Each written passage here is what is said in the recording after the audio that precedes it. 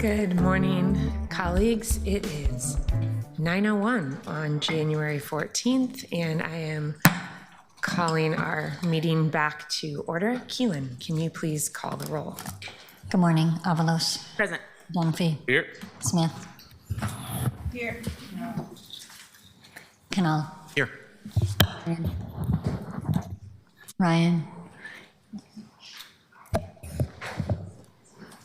Clamley. Here. Mario. Here. Novik. Here. Clark. Here. Green. Here. Zimmerman. Did we get a yes from Ryan? I see Councilor Ryan on the queue here. He's running in from the parking lot. He was parking right behind me. Okay, but he's in the meeting. He's in the, He might be logged. there we go. He is in the room now, too. I'm also here. We need you to say here. Brittle Guinea. Here. Say here. Here. You've got Ryan as well. Thank you. Robert, could you please read the rules of order and decorum? Thank you. Welcome to the Portland City Council. To testify before council in person or virtually, you must sign up in advance on the council agenda at www.portland.gov/council/agenda. Information on engaging with council can be found at the council clerk's webpage. Individuals may testify for 3 minutes unless the presiding officer states otherwise. Your microphone will be muted when your time is over. Presiding officer preserves order. Disruptive conduct such as shouting, refusing to conclude your testimony when your time is up, or interrupting others' testimony or council deliberations will not be allowed. If you cause a disruption, a warning will be given. Further disruption will result in ejection from the meeting. Anyone who fails to leave once ejected is subject to arrest for trespass. Additionally, council may take a short recess and reconvene virtually. Your testimony should please address the matter being considered. When testifying, please state your name for the record. Your address is not necessary. If you are a lobbyist, please identify the organization you represent. Virtual testifiers should please unmute themselves when the council clerk calls your name. Thank you. Thank you, Robert. Colleagues, before we begin conversations about leadership for this next year, I need to address some of the rhetoric that we saw on display about my colleagues of color that was published in the Portland Mercury yesterday, because this needs to be a place where everybody is respected. It was pretty horrific. It was racist, it was sexist, it was homophobic. Disagreement over issues, disagreement over priorities and process are a part of this work. But name calling isn't. And racist, sexist, and homophobic name calling is absolutely unacceptable. It has no place in these chambers, and it has no place in Portland. I hope that's something that we can all agree on.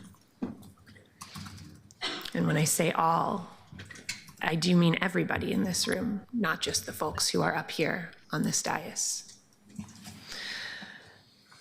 Thank you for the space to say that.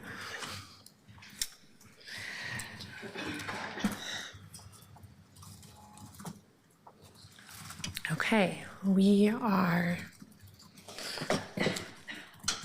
I'm sorry. We have not discussed the agenda. I have a point of order. Okay, go right ahead. Council President, I do have a point of order on the council agenda. I have a motion to alter the agenda that would put forward a code amendment related to the council officer elections. I move to add a new item to the agenda to be discussed prior to council officer elections that I recently shared, titled Code Amendment Charter, Chapter 3.02, Council Organization and Procedure. Point of order, you can't make a motion on a point of order. City Attorney? Robert, we have a point of order, I believe, to add an item to the agenda ahead of the current item. I think that's what I heard. Yep. And I'd have a little bit more to say on it, but I was interrupted. You should have gotten in the queue and waited to make an order. You can't So, make a motion on a point of order. Counselor, Counselor, I'm asking for an opinion from the city attorney. and I have asked for him to weigh in on this. We have a point of order that has an ask to add an item to the agenda. Is that possible? So a member who has been recognized by the chair to speak, or who has been recognized by the chair can speak and they can make a motion. If Counselor Ryan has been recognized by the chair, he can make a motion. This is an item that is not currently on an agenda. In order for the item to be placed on the current agenda, it would require a suspension of the rules to do so. That would require 9 votes. If there's 9 votes, we can put it on the agenda immediately to hear it today. And if there are 9 votes, you can pass an emergency ordinance that is effective immediately. So that would be the procedure if you would like to take this up and do it. Okay. Point of information, Counselor, go we're ahead. not at the beginning of a new meeting. We're resuming a recessed meeting where we were in the middle of an item under discussion. And I think that this sort of procedure would be out of order. Mr. Taylor? And that is an objection to the procedure. The chair can rule whether this procedure is out of order or in order. The chair can make that ruling. That ruling by the chair is subject to appeal by any 3 members of the body. So if 3 members don't like the ruling of the chair, it can be appealed. The body would vote on that appeal. If there is a tie vote on the appeal, then the ruling of the chair stands. Okay.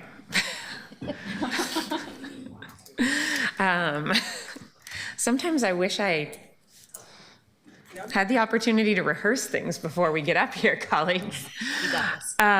So we have a motion to add something to the agenda and an objection to that.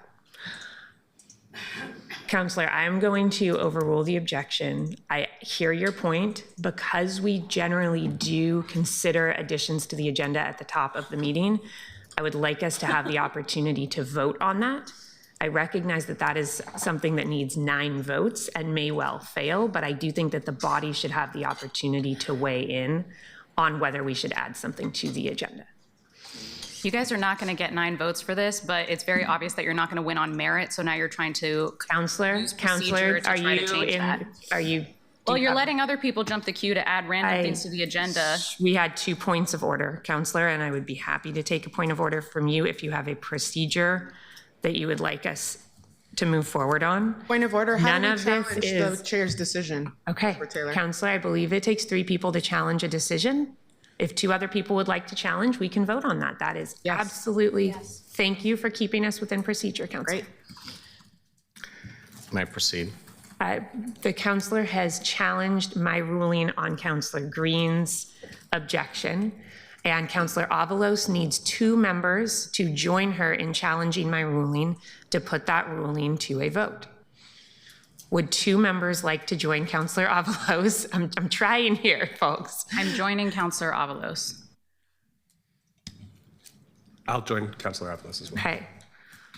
So I believe, Mr. Taylor, that we now vote on my ruling to overturn Counselor Green's objection and vote on Counselor Ryan's proposal. Is that correct? That is correct.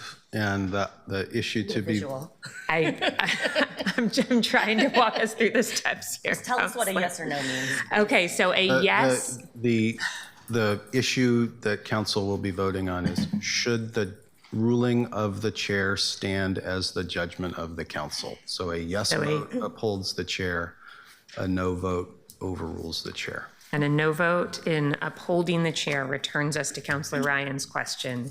A no vote in disagreeing with the chair returns to the objection, which then negates Counselor Ryan's motion, correct?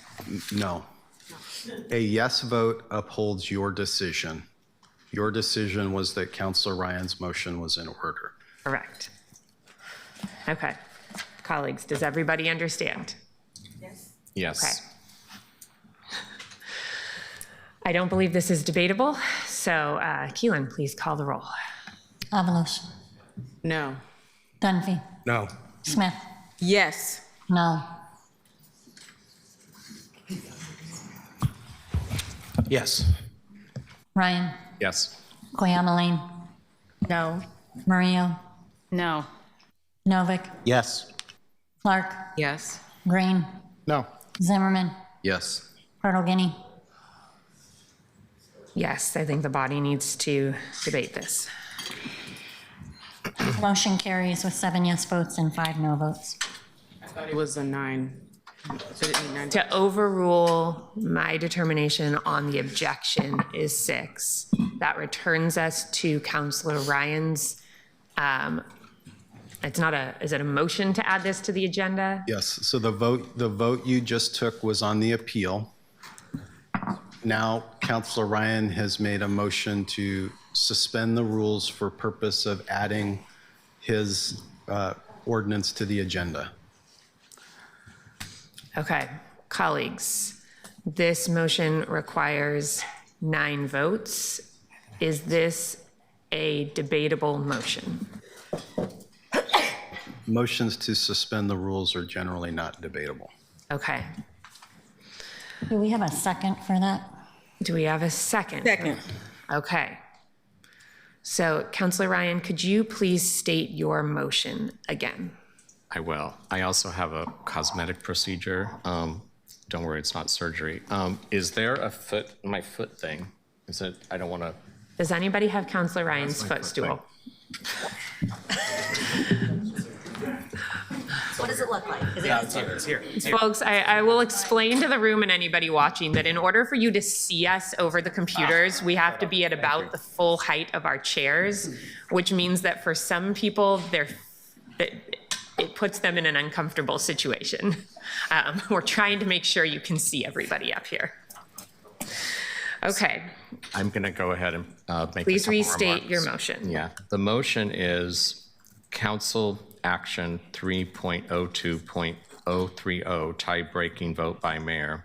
1, except, this will be taken out. It currently says except for the election of council officers under Charter Section 2.110, or that would be omitted.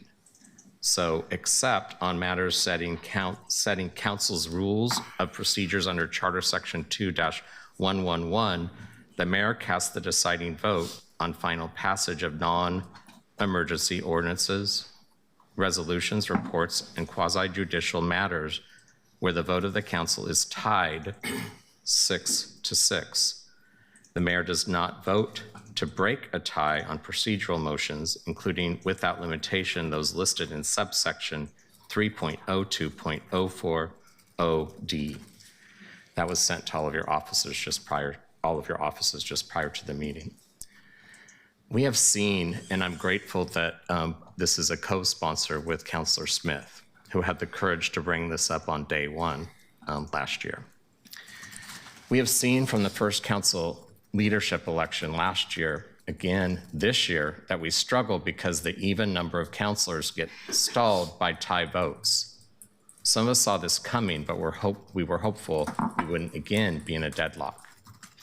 I know that we collectively worked up a new code language last year to codify that the mayor could not break a tie in our president or vice president election, but experiencing the stalemate pattern for 2 years in a row, I strongly urge that we revisit this.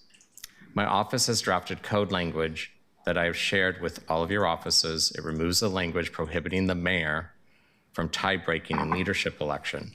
I'm grateful for my co-sponsor to this amendment, Councilor Smith. If we could go back in time, I wish our Charter Change Commission had created an odd number of council seats or allowed for a mayoral veto, which most voters assumed was part of the package. Instead, we have 12 councilors and a mayor that only sometimes has tie-breaking vote.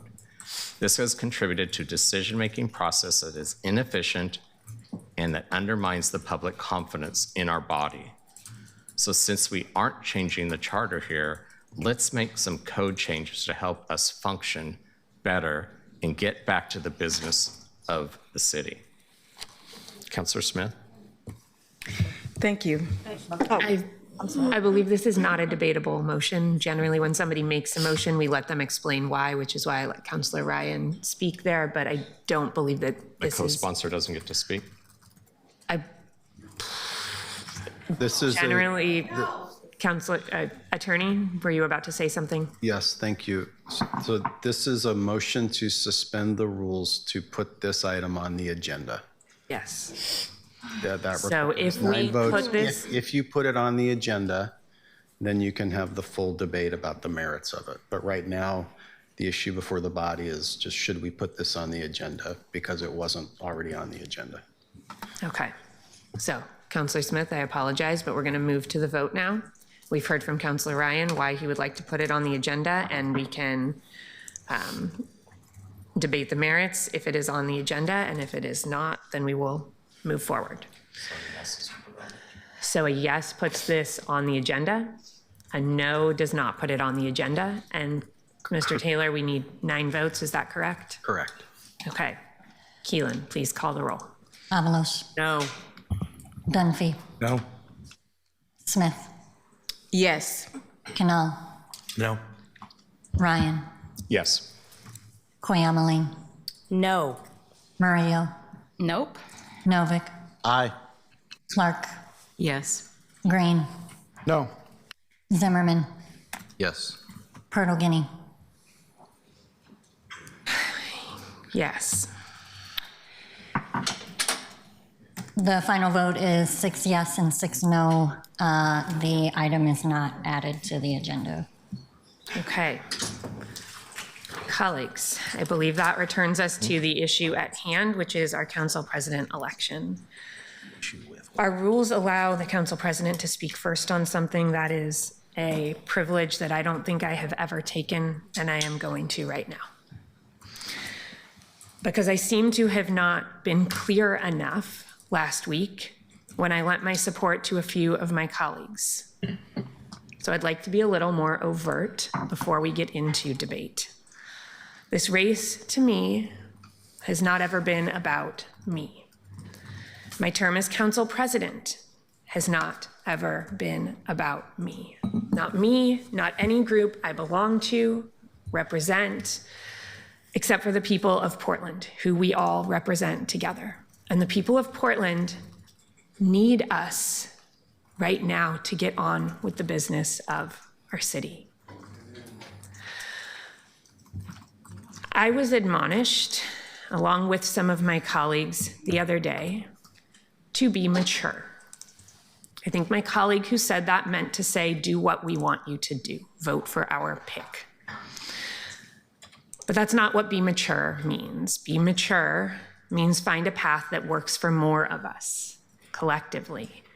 It means putting Portlanders, all Portlanders, first, whether or not we share their ideology, whether or not we think they agree with us about any particular issue, including who should be council president. And right now it means getting us back to the regular work of our city. Here are some of the things waiting on our agenda. We have multiple second readings of items that we did not get to last week. We have a planning session to talk about our needs in the next year, to put together with the city administrator that is waiting to see who will be council president to help plan it. We have debates over major policy issues. We have a handbook to adopt. We have items from the administration that we need to move forward for our bureaus to serve Portlanders. So let me be clear. We are about to move into another round of voting, and I am not seeking your vote. You do not need to campaign for or against me. If my being in leadership is a distraction from the work of serving Portlanders. I do not want it. But the longer we sit here in a stalemate over anyone being council president, the longer the work waits. And frankly, I would remind those of you who do not want me as your council president and who believe the gavel should be passed on, that the longer we sit here in a stalemate over anyone as council president, the longer I preside over this body. So I'm asking us, all of us, to put effective governance first. I am asking everyone to pick someone you like, who you think will be fair, whose values are close-ish to your own, but who you didn't come in here today thinking you would vote for council president. Throw your support to them. Throw their name out there if it's not already out there. Let's give Portlanders the effective government we've tried to build all year. Let's move us forward today. We are mid-debate right now. The floor is open. We can discuss any of the names that are on the floor. We can move into a vote. We can recess. But please, let's get to work. Councilor Novick, you are first in the queue. Point of information, are you stepping back? Is that what you said or no? Are you still a candidate since we're about to discuss candidates? Are you still one? I wasn't clear about that. Councilor, I think that whatever I do may not be enough for some people, so I am merely saying, please don't vote for me. It was a clear question, but that was not a clear answer, but thank you. Councilor Novick. Thank you, Madam President. I'm going to start by addressing one of the elephants in the room. Last week, I said that I have a problem voting for any peacock. Councilor Murillo then said, quote, "If you're going to write off everybody in the Progressive Caucus, then I guess we will never have, besides Councilor Smith, if she can get a 7th vote, a person of color as president at the helm." I think that is very interesting for my colleagues to do. I know everyone is going to say that none of the criticisms were race-based. Well, have fun telling that to all your colleagues of color. End quote.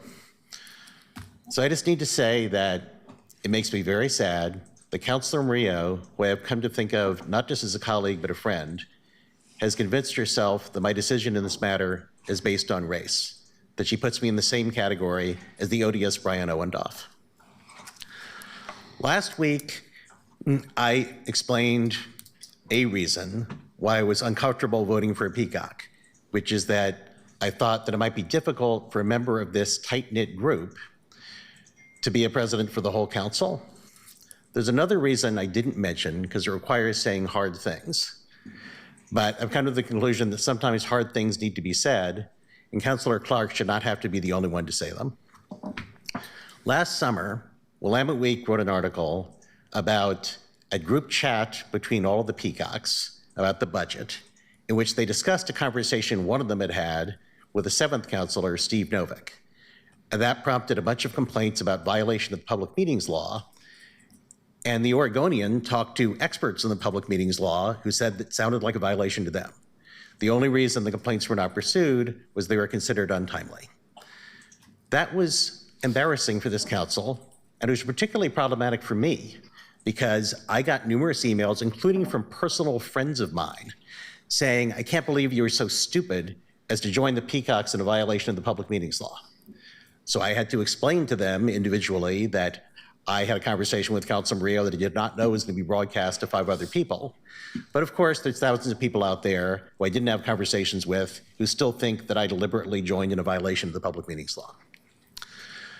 Last month, the Ethics Commission voted 7-0 to investigate the peacocks for potential violation of the public meetings law at a meeting that they had on August 6th.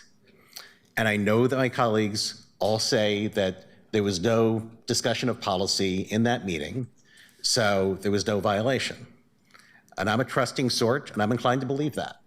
However, I think my colleagues should recognize that that was not something that the Ethics Commission was going to take on faith, particularly since this group has a demonstrated history of, in fact, discussing policy as a group. So it is not surprising that the Ethics Commission voted to investigate. And again, it is embarrassing to have half of the council under investigation for a potential ethics violation. I realize that we all have our concerns about the public meetings law, but it is the law. And the public doesn't know the niceties of the law. The public just sees that half of the council is under investigation for an ethics violation.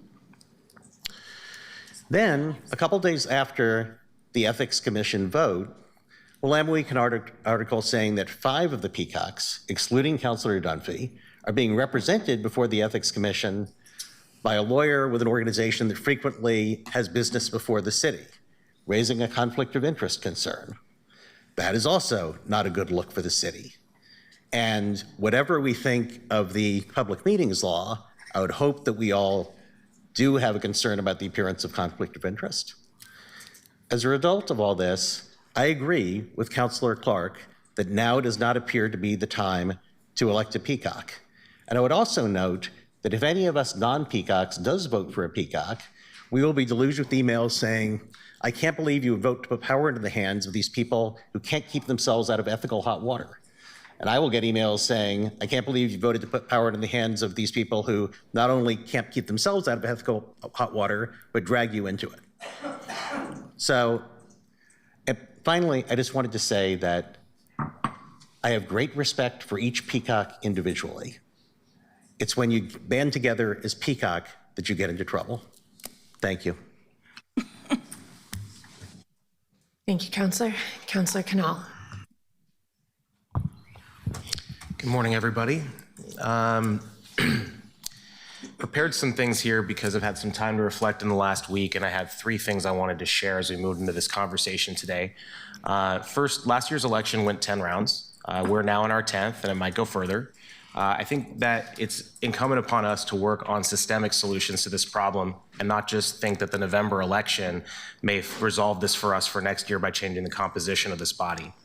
Those systemic solutions are internal governance choices that we could make to ensure that we're not doing multi-round deadlocks every year, because I think that that weakens the body in the long run. I'd want to look at things like having regular check-ins, as Councilor Novick suggested, on how the governance of this council is going. These don't have to be grievances. I think doing it regularly makes it less likely that they will end up being grievance-focused. I like to have a work session after January 1st, but before the first meeting of the year, so that we're in a conversation that's structured to talk about what we want out of a council president and governance before we talk about who we want to be council president. If there is a legal way, which there may or may not be, to have a portion of that conversation in private, I think it's fair to explore that, because it's also fair to say that each of us as people hear things differently when we're in this public space being watched than we do when we're in private. Obviously only if that's something that the attorneys allow us to do. And of course, pursuing ranked choice voting for this election, if we're gonna ask the public to do it, we should do it too. I'll also say, as a longtime advocate for respecting the will of the voters and a supporter of the 2022 charter change and its underlying values, I do think it's fair to at least consider whether we may need to ask the voters for more guidance. And while I'm not committed to that being the path we take, I'm committed to at least having the conversation. I also would commit to having an open discussion, by the way, on this proposal that came up at the last second here in advance of next year's election. I don't know that I'm not saying I support it, but I'm saying it's a worthwhile conversation to have. I do hope we can solve this inside the building, though, working as a group of 12 of us. Second, I want to talk about what happened on Wednesday. I am, speaking perfectly, deeply and profoundly uncomfortable with how much this conversation became about identity. I would like us to have better leadership approaches and governance approaches next year than we do this year. But I don't want it to be that I win because 7 of us feel we should have a brown man as council president. I want it to be because 7 of us feel that the vision of good governance I'm talking about is their preferred vision. And obviously my background, identity, and upbringing shape my approach to governance. And obviously there's racism, sexism, homophobia, and more in society broadly. But for 2 reasons, I want to ask us to keep this conversation today to the merits and to who we support rather than oppose. And those 2 reasons are simple. 1, the purpose of this conversation is to determine who the next president will be. And ideally the conversation would be about who's best in the role, both the nuts and bolts of governance and the specific choices that are often informally delegated to the council president.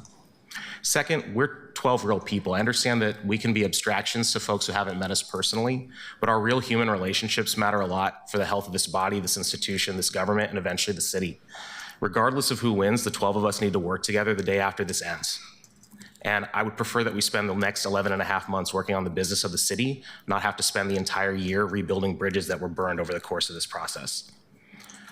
I also want to note that I think 5.5 rounds of Wednesday's votes were rich in substantive discussions, and then it got pretty ugly. I want to be clear. I think Councilor Perlgini and I kept it to the high road, and some of those voting for each of us did too. And I want to say something about both the council president and Councilor Ryan, because we work together well in District 2, which is that for those of you who might be here supporting me, understand that I need them as partners to keep fighting for the people of District 2. So if you won't do it for me, and you won't do it for them, please do it for the 155,000 people who live in my district. We need to be able to work together after this is over, and I know all three of us are equally committed, though we may differ on policy decisions, equally committed to working for the people of District 2. Having said all that, third, I wanted to note that since it has been a week, and quite a week it's been, I will briefly take the opportunity, if you'll allow me, to reintroduce myself. I would love to say that the purpose of running here is because I want to see us have successful strategic planning. I want to use that strategic planning process to help inform committee structure, scheduling, and all the decisions that we do over the course of the year. I'd like to see us use the time certain agenda and other tools so that things that aren't on the immediate next agenda can have certainty and time for our staff, for our counselors, for the public alike to come in and have time to prepare, to get childcare, to move your schedule around, and come shape the decisions that are made in this building, because they matter to you as much or more as they matter to us. I want to see us have information shared in advance with little or no delay between when the council president finds out about something and when the rest of the council does. We have to create the space for the oversight system envisioned in the charter to be developed in detail by this council in a way that works for everyone here and guarantees the public certainty that someone's looking into it when we don't have perfect outcomes, which is often. And finally, I would love to see an agenda that prioritizes councilor filed items in terms of what meeting agenda they're on, so that we recognize in practice and not just in theory that the mayor's items are the business of the city, and so are councilor filed items. I'd love to talk to you more about the merits of this as we go through this day today, and hopefully come to a conclusion as quickly as possible. Thanks for the opportunity. Thank you. Thank you, Counselor. Counselor, thank you for the suggestions on ways we could resolve this. I just want to note that you mentioned ranked choice voting, and I've had a few people suggest to me the idea of everybody listing everybody they think they could vote for and seeing who has the most votes. So I think there are some creative ideas out there that are similar to that. Counselor Green. Thank you, Madam President. And thank you, Councilor Canal, for recentering us on the substantive aspect of this. I think those were difficult conversations last week. They had to be had, but I think it's now time to return to the question at hand.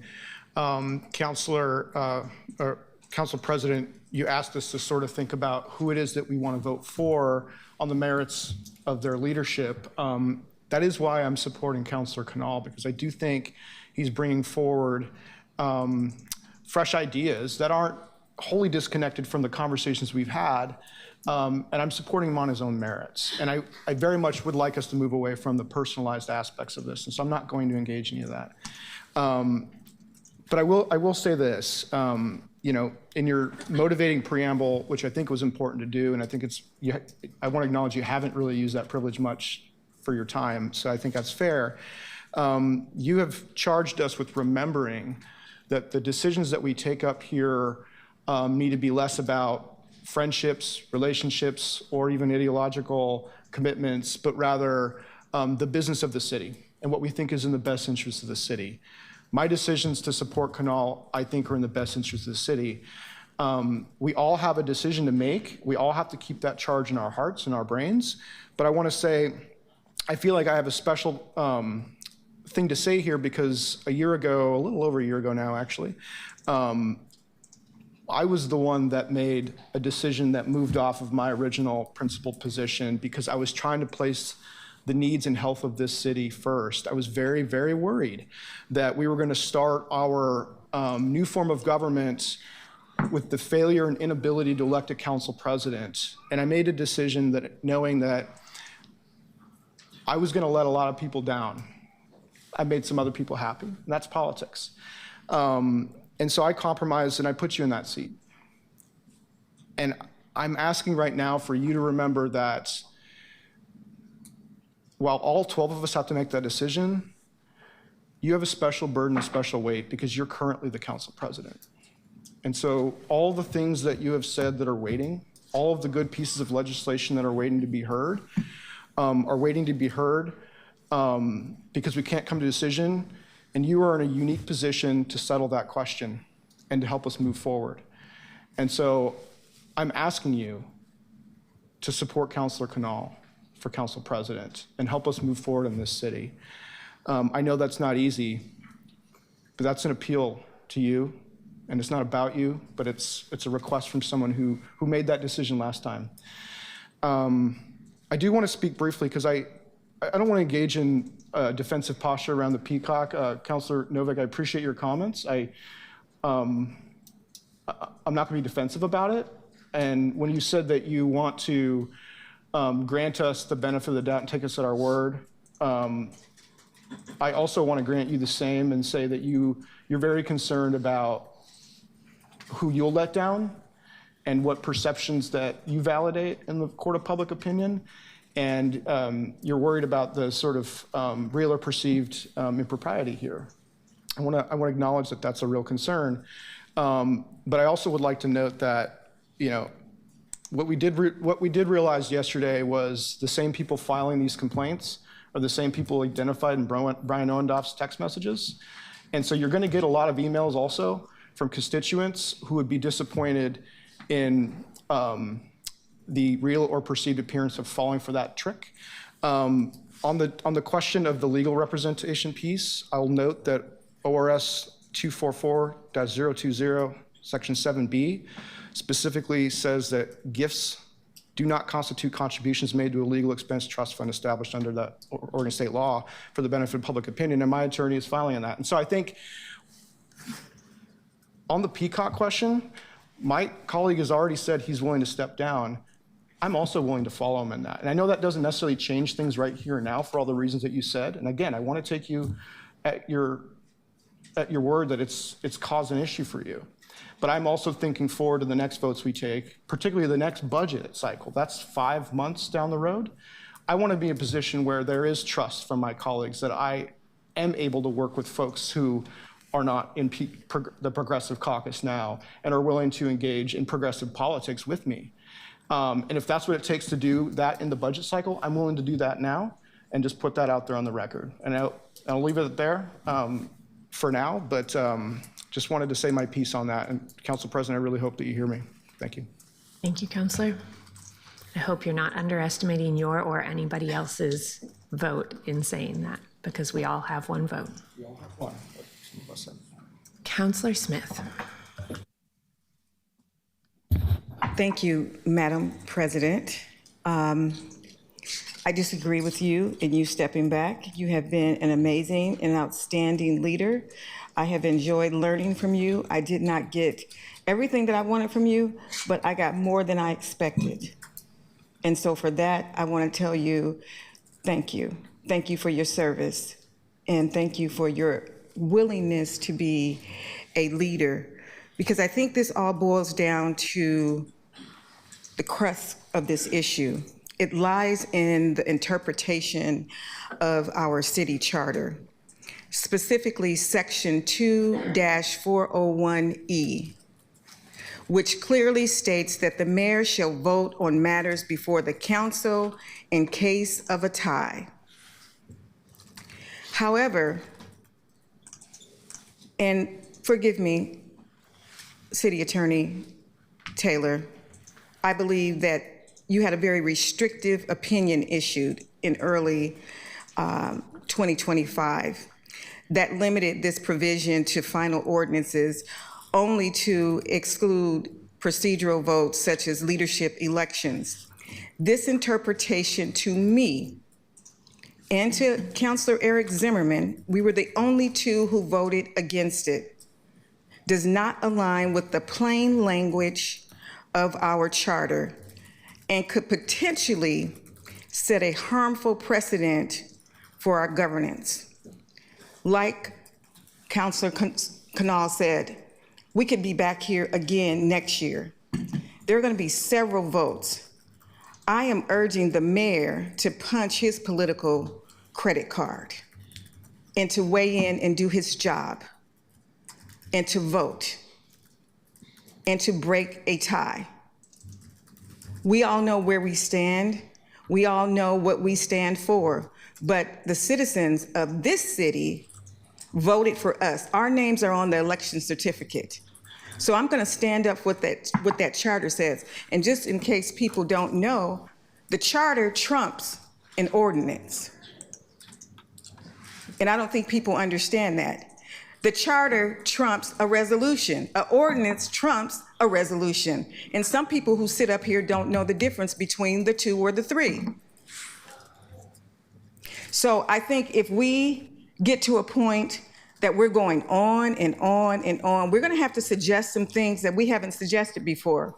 I'm ready to go to a vote because we've talked long enough. Thank you. Thank you, Counselor. Counselor Murillo. Thank you, Council President.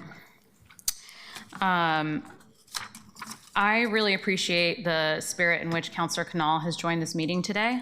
I think he has clearly demonstrated that he has a firm grasp of Robert's rules, procedures, and is willing to actually bring affirmative ideas and a vision for what he would do with the council presidency seat, which is the main reason why I want him to be council president. When I brought up the racial dynamics in the discussion, it wasn't at all because I think Councilor Canal is only qualified because we deserve to have a man of color up there. Although I do think that our lived experiences give us different knowledge and sets of data to work upon and to bring to the table. That's why it's significant that this is the most diverse and youngest council that we've ever had before. There is a significant difference in that. Whether or not people want to hear that, that's the truth. But what I see from him is mature leadership, a willingness to do what is necessary in the moment. And I think the way that this is also being run, Councilor Green is right. Everyone does have one vote, Council President, but you have the deciding vote on whether or not this moves forward. Again, when we are talking about who has already compromised, Councilor Green made that compromise, and he got a lot of heat from our constituents and our voters for making that compromise last time. We are asking our colleagues to do the same. To continuously ask for us to compromise is showing a lack of maturity and faith in the system and in your colleagues. And I will also note that we have passed a lot of policies together. I have passed a lot of policies directly from my office. Guess what? That requires a 7th, 8th, or 9th vote. And I happen to have gotten them. So when we talk about who can work with whom and across the aisle, I think we have long demonstrated that we are able to do that. I also have to say that it's really hard to hear about, some of my colleagues are better people than me, so they're gonna not talk about stuff the way that I will.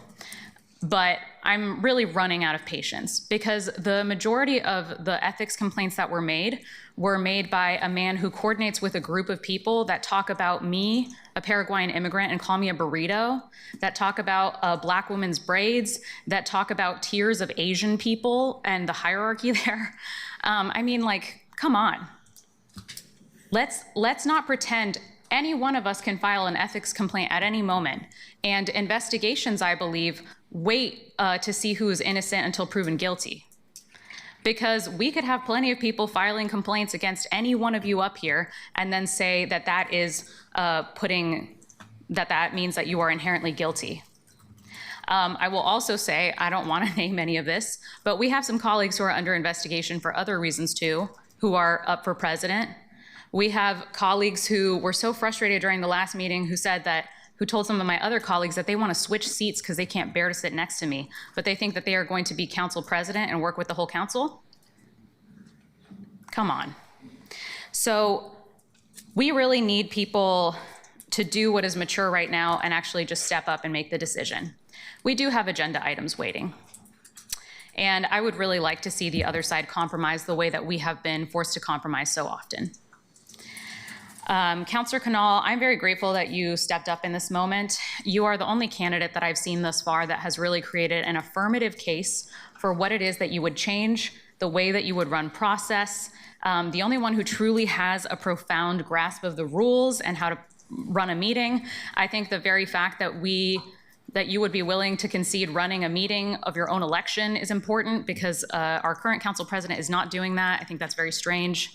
But I can't ignore this elephant in the room where we are going to pretend that we are like post-racial, everything's good now, because clearly we're not.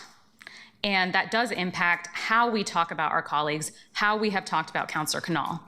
Because all of the things that people have said to disparage the reasons why he shouldn't be a leader are things that I can equally point to each of you. So I'm just not understanding the negative case against him, and I would love for people to lay out a more concrete and coherent vision if they actually want to be to have a different council president. Because so far, the only person that has a real concrete vision is Councillor Canal. And the only thing that we've heard from Council President Pirtle-Guiney is that maybe she'll take some of his ideas if she gets elected again. But he's the only one bringing new ideas. So I'm not going to be talked about like we are lacking maturity. We have already shown that we will do this. And again, what does it mean to be a progressive or to be in the Progressive Caucus? I'll happily step away with Councillor Green as well if it ends this whole ridiculous discussion, because what it means to be a progressive is not a description or a vibe, it is an action. So we will continue to hold oil companies accountable. We will continue to investigate when our police officers are attacking protesters. We are going to continue to make sure that we are prioritizing the needs of the working class people of this city. And so I can leave the peacock title if it so comforts you. That doesn't mean that I'm going to change how what I choose to prioritize in this city. Thank you. Thank you, Councillor. Councillor Dunphy. Madam Chair, I apologize for the interruption. We have a bit of housekeeping at 9:00. Oh, thank you. I am sorry. We do have a housekeeping item. We have an item on the next meeting's agenda, the one that was scheduled for 9:30. That is a time certain item for 9:45. We are not able to pick up that item right now because we are in the middle of a different meeting. As noted on the agenda that was posted today, the regular council meeting is being delayed until 2 p.m. to accommodate this recessed meeting from last week. The regular meeting agenda item titled Annex the 5048 Southwest Hilltop Lane property is the item that was noticed as time certain for 9:45 today. For anybody who is here in person or online to participate in that time certain item, we will hear it at the next council session, which I am optimistic will begin as posted at 2 p.m. It will be taken up in the same order that it is posted online. And you can see the online council agenda for information on how to testify on that item if you are here to testify on that item. We hope to see you back a little bit after 2 o'clock this afternoon. Thank you. Councillor Dunphy, go right ahead. Thank you.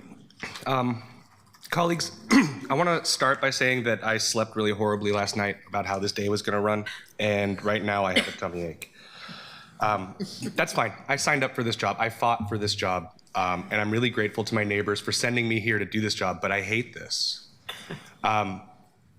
Today's decision matters. The council president sets the tone, the process, and the culture for how we govern. And I'm really thankful to my colleagues up here who have recentered this conversation already today.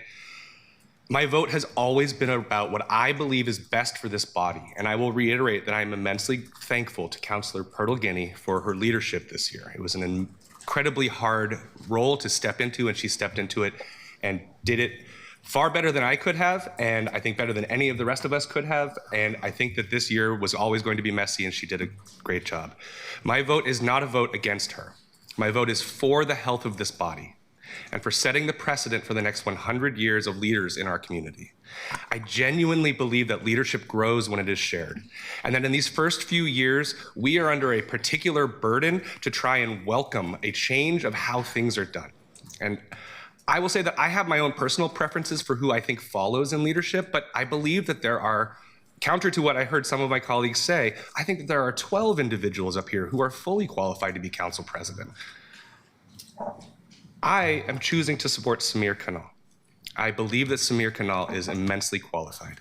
He brings a deep procedural knowledge, real experience in the work, and a clear, disciplined vision for how this body can function better. He laid out a presidency that is process-oriented, transparent, and equitable for all counselors, not just a few, and that matters in a body as diverse as this one. And we need to be honest with ourselves. Portland has a long history of exclusion and a political culture where money and influence have too often spoken louder than equity and fairness. I will note that a lot of that inequity has been racial, has been economic. But I will also note that representing District 1, the east side of Portland, it has also been geographic. But I'm a bald white guy. I can sit down at any table in the world. The more progressive counselors of this, the more progressive counselors of color have faced coordinated criticism and hostility, both publicly and behind the scenes. Far more criticism than me. The story in the Portland Mercury laid this reality bare. That context cannot be ignored. And just last week, as folks spoke about why a progressive caucus was formed in the first place, powerful political players were sitting in this room right over there, actively using racist language and narratives in real time with each other in one breath, while talking about removing power and representation with the other. It really only underscores why representation alone is not enough. We have to center that representation in our leadership.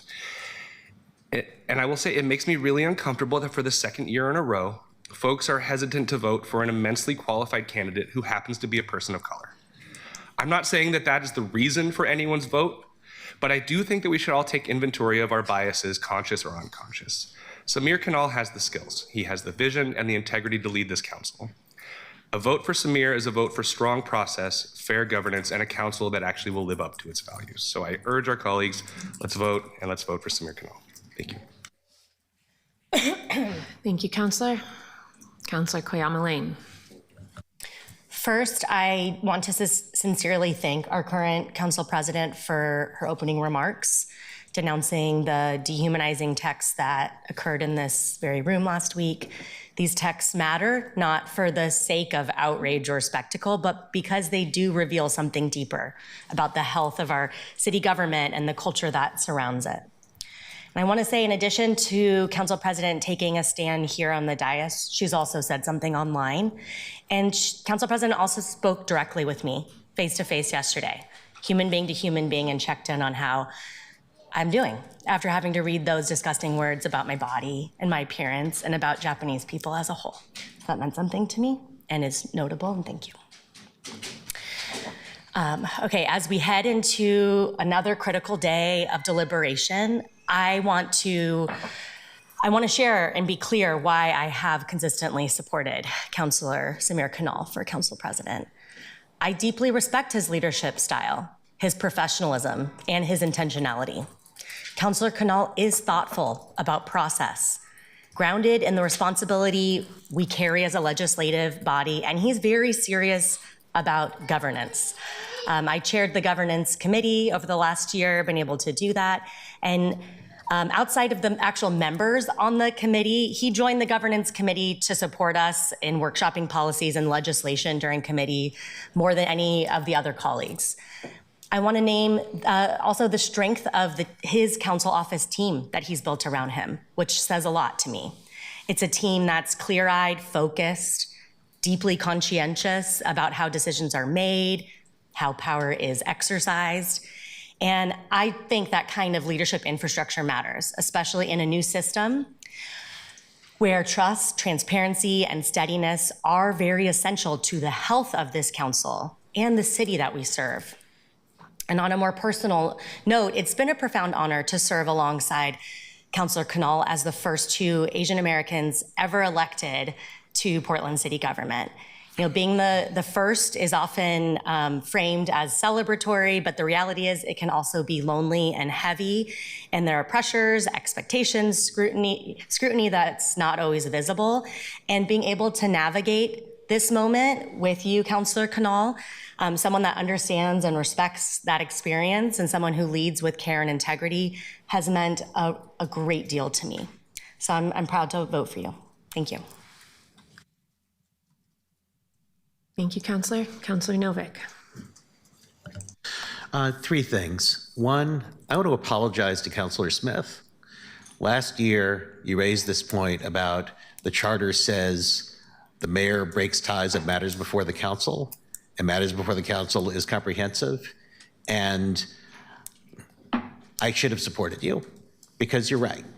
And I sort of accepted that, well, people are not going to go with that, and we should be able to elect a council president anyway, but I was wrong and you were right. Second, I'm concerned by the suggestion that nobody should worry about ethics issues if complaints were filed by bad people. The experts that the Oregonian consulted on the first ethics complaint, who said they thought there was a violation, were not, I don't think, bad people. And the people who complained to me that they thought that I violated ethics rules were not bad people. And I see no evidence that the Ethics Commission are bad people. And I also want to say that the conflict of interest issue isn't just about the gift ban. It's about the appearance of a conflict of interest being represented by somebody who has business before the council. And finally, I wanted to say that I'm not going to reiterate all of it, but I did lay out some of the things that, contrary to what Councilor Murillo says, I did lay out some of the things I'd want to do as council president. I brought up the idea of an periodic airing of grievances, which is not a joke. I think that it should happen, and it should have happened in this last year. I talked about how we need to improve our communication with the executive and their communication with us. I talked about having cooperative discussions about what to prioritize on the council agenda. But that's not something that the president has to decide alone. We can talk about what issues are coming up and what issues all of us think should come up quicker. So I agree that Councilor Canal has spelled out a vision for what he would do with the council presidency. And I think Councilor Smith did too, but I did say some stuff. Thank you. Thank you, Counselor. Counselor Smith. Thank you, Council President. I'm a Black woman. I am a mother. I'm a grandmother. I'm a community member. I'm a niece, a sister, a daughter. And the idea that someone would put me forward to lead this council is huge. So I thank you, Councilor Zimmerman, for having that faith in me. But I want to go back to something, and then I'll be done with it, Council President. It was said last week, it wasn't lost on some councilors who Councilor Canal is. But it's not lost on me that our current president is an LGBT woman who happens to be Jewish. I had a meeting with a group of Jewish community members who were upset last week here in this building because they thought that some of the comments about Council President were anti-Semitic. Y'all don't want to talk about that. I'll be the first one to defend any of the people of color in the Peacocks when something happens. But it was outrageous, unconscionable, and unnecessary to say the things that some of you all said about our council president. Now, we have to make a decision here. We have to make a decision on what we're going to do. Everybody know what I care about. I care about fixing our streets, filling our potholes, maintaining and modernizing our infrastructure, and ensuring that our police and fire bureaus have what they need to keep people safe in the city of Portland. delivering those core services, that's who I am and that's who I will be as council president. So it would be an honor to represent you all and to break this gridlock. And Councilor Green, I'm not going to call out one person and say it's their responsibility to change. I'm saying to all of the peacocks, support me. Make that decision so that we can get on with the business about being the business about our business, right? So it's not on Alana. It's on all of us to say who we want and how we want. And I will end. Thank you again, Alana Hurtle-Guiney, for your leadership and your grace. Thank you, Counselor. Thank you. Counselor Avalos? I think my response to the discussion so far is that it has been incredibly strange and lacking in accountability, and I'm going to leave it at that. Colleagues, I want to offer a final thought before we vote. At this point, we've heard all the arguments, we've tested the concerns, we've watched these narratives rise and fall, and what has become clear to me is that this decision is no longer about uncertainty, it is about courage. We are being asked to choose what kind of leadership we want for this council. Samir Kanal is prepared to lead, full stop. He is thoughtful, disciplined, and serious about governance. He understands process not as a tool for control, but as a structure that allows everyone here to do their work effectively. And he is consistent, fair, and principled. He listens. He explains his reasoning very clearly, especially when asked direct questions. He respects disagreement without punishing it. This is exactly what this council needs. I've heard many of you say across this dais out loud that Samir is smart, capable, and qualified. I've heard praise for his judgment, his temperament, which we clearly saw earlier today. I am incredibly impressed with how you have shown up today. Deep respect. When there is that level of agreement on competence, the question becomes simple: what are we waiting for? Because it is no longer credible to say this is about readiness. What we are really deciding today is whether we are willing to move forward when leadership looks different from something that we are accustomed to, and whether we are willing to stand by our stated values when doing so feels uncomfortable. This council is diverse by design. Our city voted for this change, and that change only matters if we are willing to honor it with our actions, not just our rhetoric. Samir has demonstrated that he can steward this body with integrity. He has demonstrated that he can balance strong leadership with shared power. And he has demonstrated that he can guide us through disagreement without fear or favoritism. We don't need perfection. We need trust. We need fairness. We need someone who will lead this council as a whole, not from the center of power, but in service to it. That person is Samir Kanal. I urge my colleagues to bring this process to a close, finally, act with clarity and conviction, and vote Samir as council president. Thank you, Counselor. Counselor Zimmerman? I'm hearing your words, Council President, in terms of considerations besides yourself.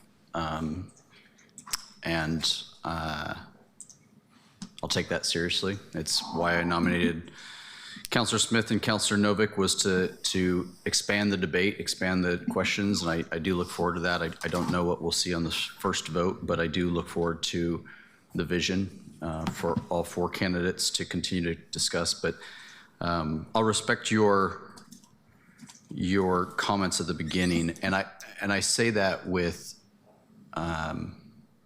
last year when there was a deadlock, or there was no conclusion when I think it was Councilor Olivia Clark who was up for president, and then we approached you, and I think you've led well this year. I also want to give deep praise to your staff. Natalie and Devin and Ella, the amount of work it takes to staff the council president is more work than it takes to staff me. And I think that is probably applicable to the rest of us. And so to that team who, when the rest of us were getting our footing, you guys had to be at 100% on day two, essentially. And so the people we surround ourselves with and our staff is important, and yours has treated my team with great respect. And I've seen great respect happen, and what I think is your team has created a positive environment for all the other staffs on this floor. So I just want to give some credit to you in this time. I still think that you represent likely the most experience and a good path forward for Council President. And I agree with Councilor Smith. I didn't get everything that I wanted from you, but I felt you led fairly. I felt that you navigated moments of emotion and turmoil in our city, and sometimes in this room, with proper deference, proper calmness that helped me as another counselor. So I want to just thank you for that. I'm very much considering, Councilor Loretta Smith and Councilor Steve Novick, and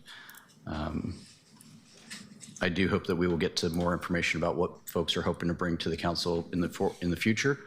But I cannot let today forget your first year of service to this body.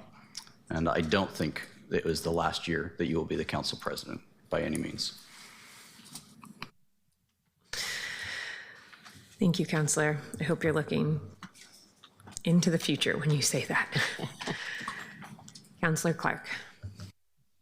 Thank you, Council President. I don't need to repeat the remarks that I made in earlier meetings. I don't feel the need to do that, but I do want to ask a question about the upcoming vote and the process, and maybe it's a question for legal as well. Is it possible that we can take what's on the dais now, the 4 people who've been nominated, and vote each one individually? Is it possible to do that kind of a vote? 1, 2, 3, 4. Or let me offer another suggestion. I think somebody already kicked this around. Could we do a ranked choice? Is that possible?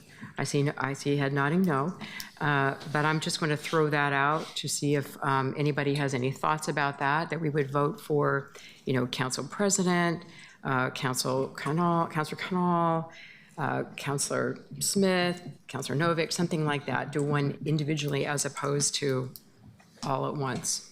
Counselor, if I may, I would like to pose this question to our attorney in 2 parts. The first being, what do the rules specifically allow for or tell us to do? And the second being, what options would we have on the table if we suspended the rules that are allowed under the charter but might be different than what the rules in code specifically state? And maybe that's the same. I don't know. I am making this up as we go here, but I don't know if that might offer us any color. Thank you. As you will recall, when we began this election procedure last week, the council adopted the procedure you would be using. And if you would like to adopt a different procedure at this point, you could make a motion in a second and vote on a different procedure. I would say that under Robert's rules, it generally supports the procedure we have been using. That is why we have been using it. And so that includes when you vote, you have all 4 candidates, you'd have the 4 candidates, you vote on all 4 of them at the same time, yes or no. If you want to adopt a different procedure where you vote on each individual person, you'd have to decide the order in which you're going to vote on them and that kind of thing. Robert's Rules does talk about what it calls cumulative voting. That is similar to the ranked choice voting concept. Roberts generally disfavors that because in the view of Robert's Rules, it violates the fundamental parliamentary principle of 1 person, 1 vote. But if this body wanted to adopt that procedure by rule, it could do so. Thank you, Robert. So what we have before us are rules that we've adopted, where Counselor, you get one vote. You vote for one person. I see my colleague, Counselor Canal, who suggested other forms of voting earlier today, looking at Robert's rules right now. Colleagues, it would be my recommendation that since we're in the middle of a process for a vote, that we take this vote under the current rules, but that we could, if folks are interested, discuss different rules if this vote doesn't produce a winner, because we do need to find some way out of this. I know that last year we said, let's go with what the recommendation in Robert's rules is, but I don't think Robert's rules conceived of this type of deadlock. Counselor Smith, you have spoken twice this round, which is... Councilor President, can I... Oh, I'm sorry. It's all right. Can I make a motion that we consider, or that we do a different process? And that process I would recommend is that we do an up or down vote on each individual, starting with our Council President, followed by Councilor Canal, followed by Councilor Smith, followed by Councilor Novick. 4 separate votes. I believe that's the order in which folks were nominated. Colleagues, we have a motion on the table. Second. Okay. Mr. Taylor, is this a debatable motion, or do we go straight to a vote? This is a proposed rule of procedure, so it's debatable. Okay. Colleagues, Councilor Smith, are you in the queue to debate this motion?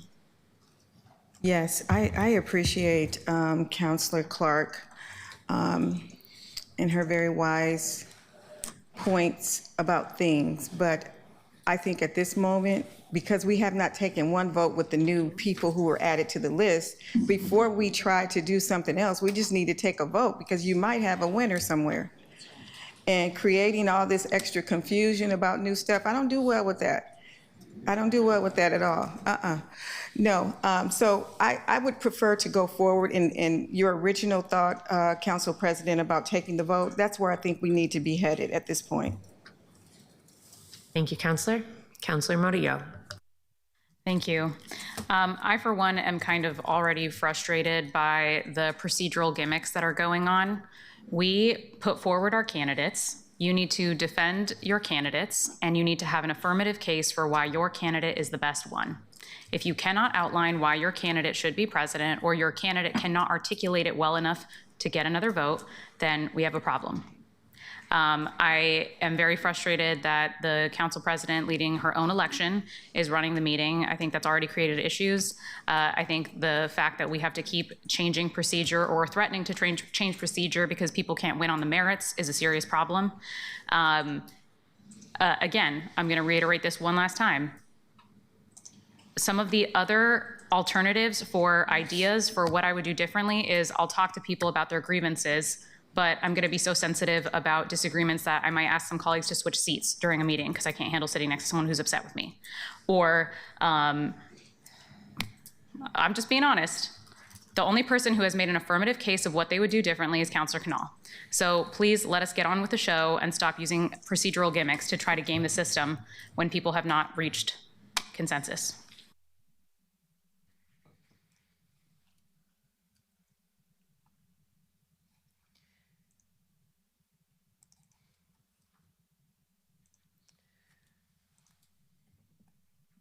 Keelan, can you please call the roll? Vamonos. I'm sorry. Okay. This is a vote. I'm sorry. Thank you, Counselor. I was in my own head there because I was going to make comments and realized that they probably were not germane to the motion before us, so I held back. And did not do a good job summarizing. Colleagues, the motion before us is on whether to...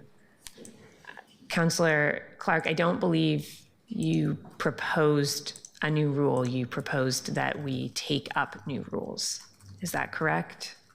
Either way. Or did you I'm specifically? recommending a different process You did to specifically clarify. propose an order. Okay. Whether we change our rules to vote on each individual candidate individually accepting the results of whichever candidate received the most votes if there is a candidate who receives a majority of votes. Is that accurate? Okay. That is the motion before us. A yes vote would change our procedures. A no vote would continue us, put us back in debate of the candidates currently on the table under our current procedures. Point of order. How many votes do you need to win? 7 or 9? Taylor, is this a 7 or a 9 vote? So this vote would be to adopt a new rule of procedure. So Correct. that would take 7 votes. And then if that carries, then you would proceed with the vote in the manner that Councilor Clark laid out, where you would vote on each individual in turn. To elect a council president, it still takes a majority vote. So somebody would have to get 7 votes. And I believe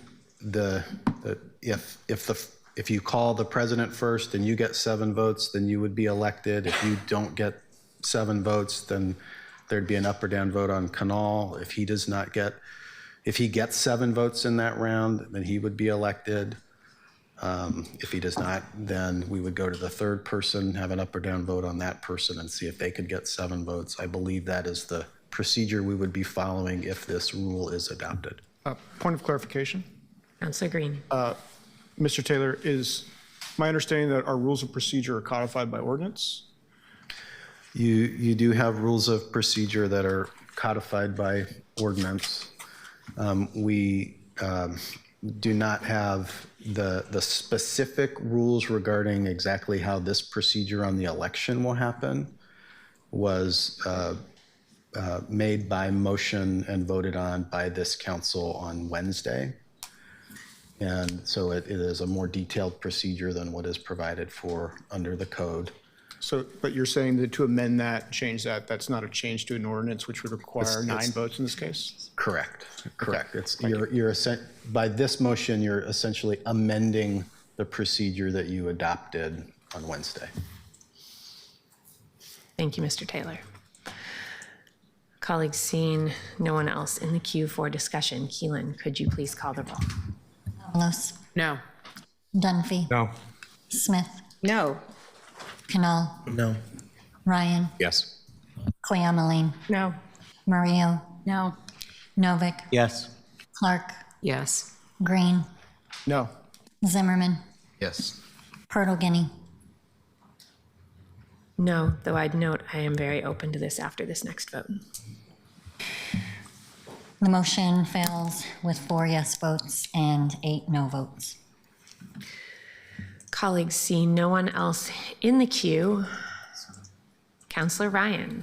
Thank you, Council President. I realize I haven't said anything about today's vote. I just want to clarify a couple things. For the record, I did compromise last year when I switched my vote from Councilor Clark to Councilor Purtle Guinea.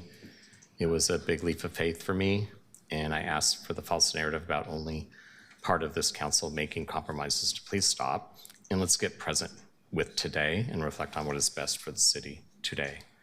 Second, like Councilor Novick's admission, I also made a mistake by not joining Councilor Smith and Zimmerman last year to allow the mayor to break the tie, hence bringing that back today. I will also say that I was really struck by your leadership last week when this body again faced a tragic emergency in our community, how you stayed calm, working with local government leaders, presenting a calm and unified front. That's so important. And I watched you do that from afar, and it was very impressive.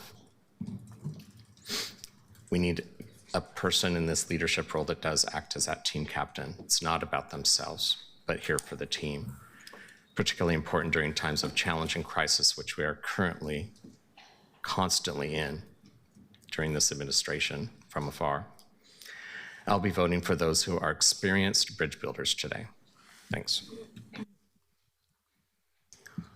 Thank you, Councilor. Colleagues, we've heard a couple of times that neither Councilor Novick or Councilor Smith have made arguments for what they would do as president, and nobody else has made arguments for their qualifications. And I believe last week I made some significant arguments for both of their qualifications. I did not have those written down, and I don't know that I am of the place to be able to say it quite as eloquently today, so I'm not going to try.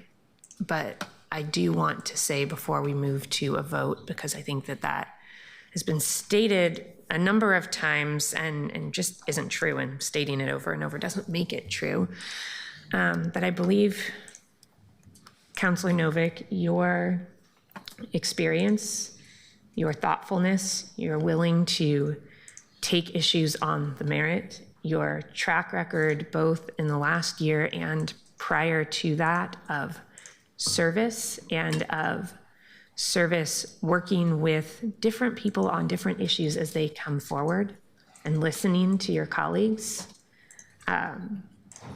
is indisputable and an important piece of this work.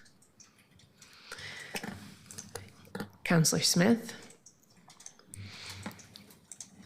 your ability to reach into community, to bring people to this room, to say things that are critical and need to be said in the moment, are also qualities that are necessary in a council president. And you bring those forward. I could say much more about each of you, and that I said one thing about one of you and something else about the other doesn't mean that you don't also have those characteristics and qualifications. But I just want to make sure it's clear on the record that there are many reasons to vote for my colleagues. Thank you.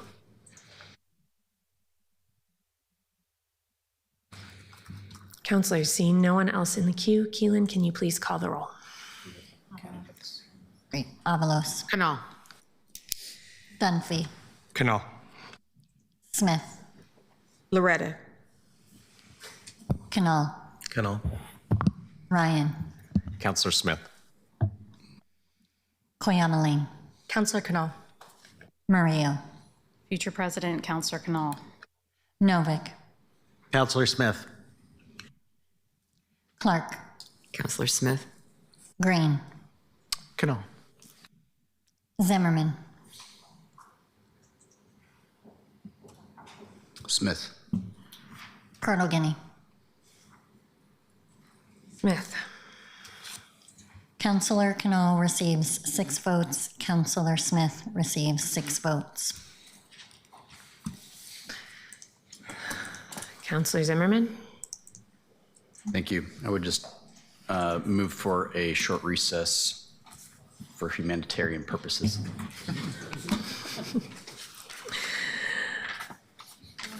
I think that's a good suggestion. I was looking at 10:30, but let's do it now. Colleagues, let's take a 15-minute recess. We will be back here at 10:39.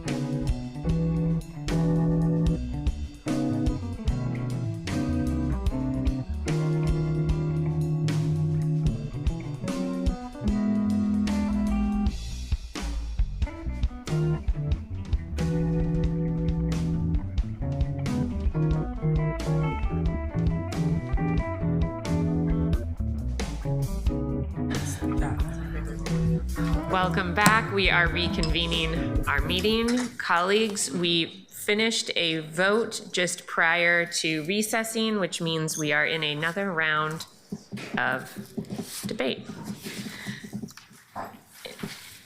And I want to point out, I'm in the queue. I hate being in the queue first. There's been a lot of talk about sides and who our constituents are, and I get it as somebody who spent a lot of time in the labor movement. I respect solidarity. Respect for that, colleagues. But as my colleague, Councillor Canal, talked about earlier, we all serve the same constituents. And so this idea that we have our constituents and that we have sides and these boxes that we're putting each other in are really hard for me. And so I want to ask a question, because there's been a lot of talk about compromise.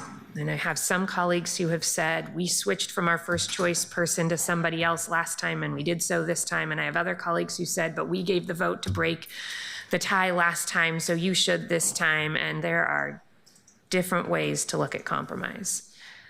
I think compromise is about trying to find a path that gets more people on board. And so I'm just curious, and nobody has to answer. We're in the middle of a meeting. I can just make remarks and you can ignore them. But I'm wondering if anybody else has spoken to more than one person who voted differently from you last week about what a compromise might be. Not vote for my person, but is there another person who could be put forward? Because I did. Me too. And I don't know that everybody did. And I just hope that as we go through another round, we get somewhere. But if we don't, I hope that folks can spend some time having conversations about how we can get to a true compromise where more people can feel good about our leadership team moving forward. Councillor Smith, go right ahead. Thank you, Council President. Thank you, Council President. Those are some wise words. But before we get to that, I know that this is going to keep going. The council's deadlocked 6-6 in 11 round ties to elect council president. Despite the Portland City Charter Section 2-401 stating, the mayor shall vote on matters before the council in case of a tie. It is one sentence. We were given a 4-page interpretation about one sentence, and I respectfully disagree with our city attorney, who issued a restrictive opinion in early 2025, that the mayor's tie-breaking duties only applies to final ordinances, not procedural votes like leadership in this kind of election. So we're going to cut off some time, and I'm going to address you, city attorney. I respect you, I appreciate you, and we have worked well together this past year.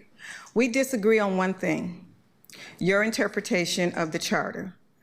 I would like to ask that we get a declaratory judgment from a judge to view our charter so that we can have an outside person tell us what was meant. Until we do that, we're going to be going back and forth. And I would ask you to do the declaratory judgment, but since you wrote the opinion, I would like you to put aside some money so that we could identify a Point of lawyer. order, Madam President, I do not believe that this is germane to what we're discussing right now. We're discussing the vote, and I'm telling him another pathway forward. I'm sorry, it's not your turn. Are you suggesting that this is related to the election today, or is Yes, this it is related to the election today. And I'm talking to the city attorney because we're deadlocked right now.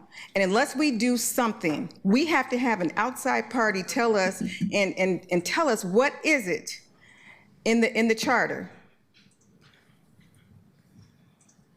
Counselor, Could you are. please answer? Please advise.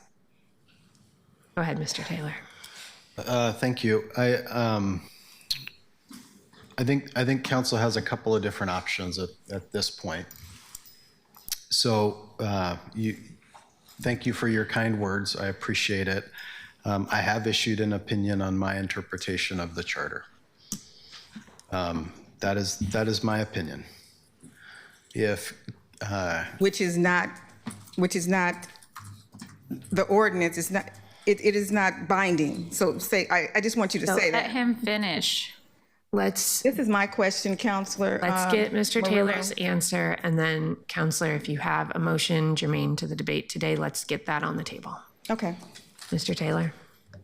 And the interpretation of the charter does take precedence over the code. Council has adopted a code provision that also prohibits the mayor from breaking a tie. However, ultimately, it's up to this council to decide its rules. It's up to this council to decide the interpretation of the charter as it pertains to their procedures. So if this council by majority vote decides on a different interpretation of the charter that would allow the mayor to vote, then a motion could be made and seconded, and we can vote on that. And if the council by majority decides that the charter does allow the mayor to break a tie on the election of the president, then we could proceed in that manner. So that is one way you could handle that today.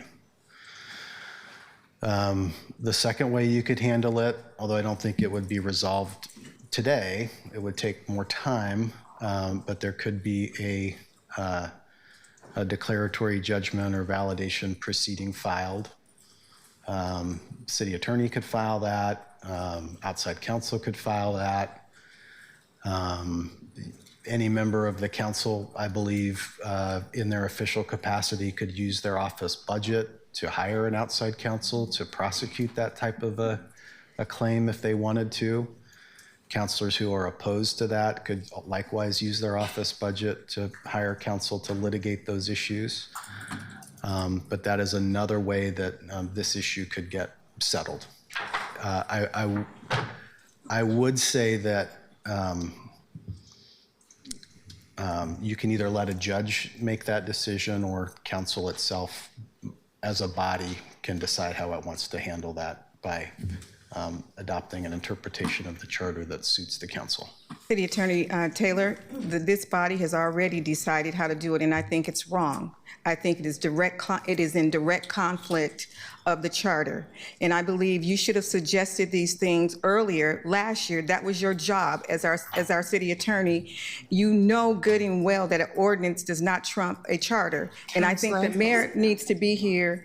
He needs to do his job and take this second 7 votes. So what you're saying is that we can use our office budgets to sue the city of Portland for a declaratory judgment from an outside entity who will look at everything and will look at our charter to see.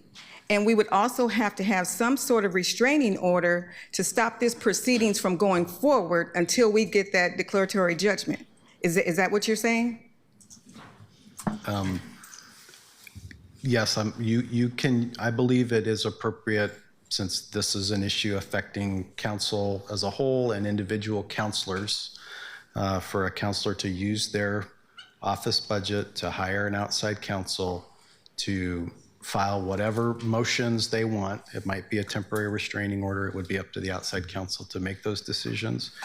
We as the city would defend that action. So, Counselor. That Can I is an say option. just one thing? This is not, I have asked for council, for the councilors to have their own counsel. This is not anything new. And like I said, I appreciate the work that you have done in your team of 58 lawyers for us. But I think there is a clear misunderstanding of what plain language. I asked my colleague, who was the chair of the charter committee, what was the intent of giving the mayor, I'm the sorry, last but vote. we are getting far off track. If there is something here in the line of questioning leading to a motion right now, I'm happy to let you Well, continue. I'd like us to But I recess. don't want us to just move down the path of a I'd long like us to discussion for recess something we because I can't do would like, today. thank you, Madam President, but I'd like to recess because I'd like to get a declarative judgment on this and move this until we can get a declarative Point judgment. of information, and- this is not germane. We Totally cannot interrupt germane. our Point of order. discussions Thank to you. Okay. recess to then figure out how to sue the city of Portland. This is not germane. Thank you, Agreed. And Counselor. point of I order, hear, too. wait. Point of order. Counselor, hold on. Point of order. Counselor, you asked for a point of information. Is there something that you have to ask? I'm asking the council president if she believes that this is germane, or is the discussion of the council president's under consideration germane? I thought that Counselor Smith was moving toward a question that she might use in her deliberations today, which I thought was germane. It sounds as though that's not happening, which is why I asked for clarification of what she was doing. I move. Counselor, hold on. I hear a point of order from Counselor Avalos, and I would like to recognize her. And then Counselor Smith, I would like you to get back to your motion. Counselor Avalos? Point of order to Robert Taylor. It is unclear to me what you are saying, because are you suggesting that one counselor without a vote can say, in the future, we would like to investigate this, bring it to a judge, whatever, and that is going to halt our procedure? Why is that the power of one counselor to determine a future action that is not really relevant to the current thing? I don't understand your point. Could you please re-explain? Thank you. There is a legitimate legal question under the charter about whether the mayor is entitled to break a tie on the election of the council president. And I have provided my advice on that topic, and I did that a year ago. I may be wrong.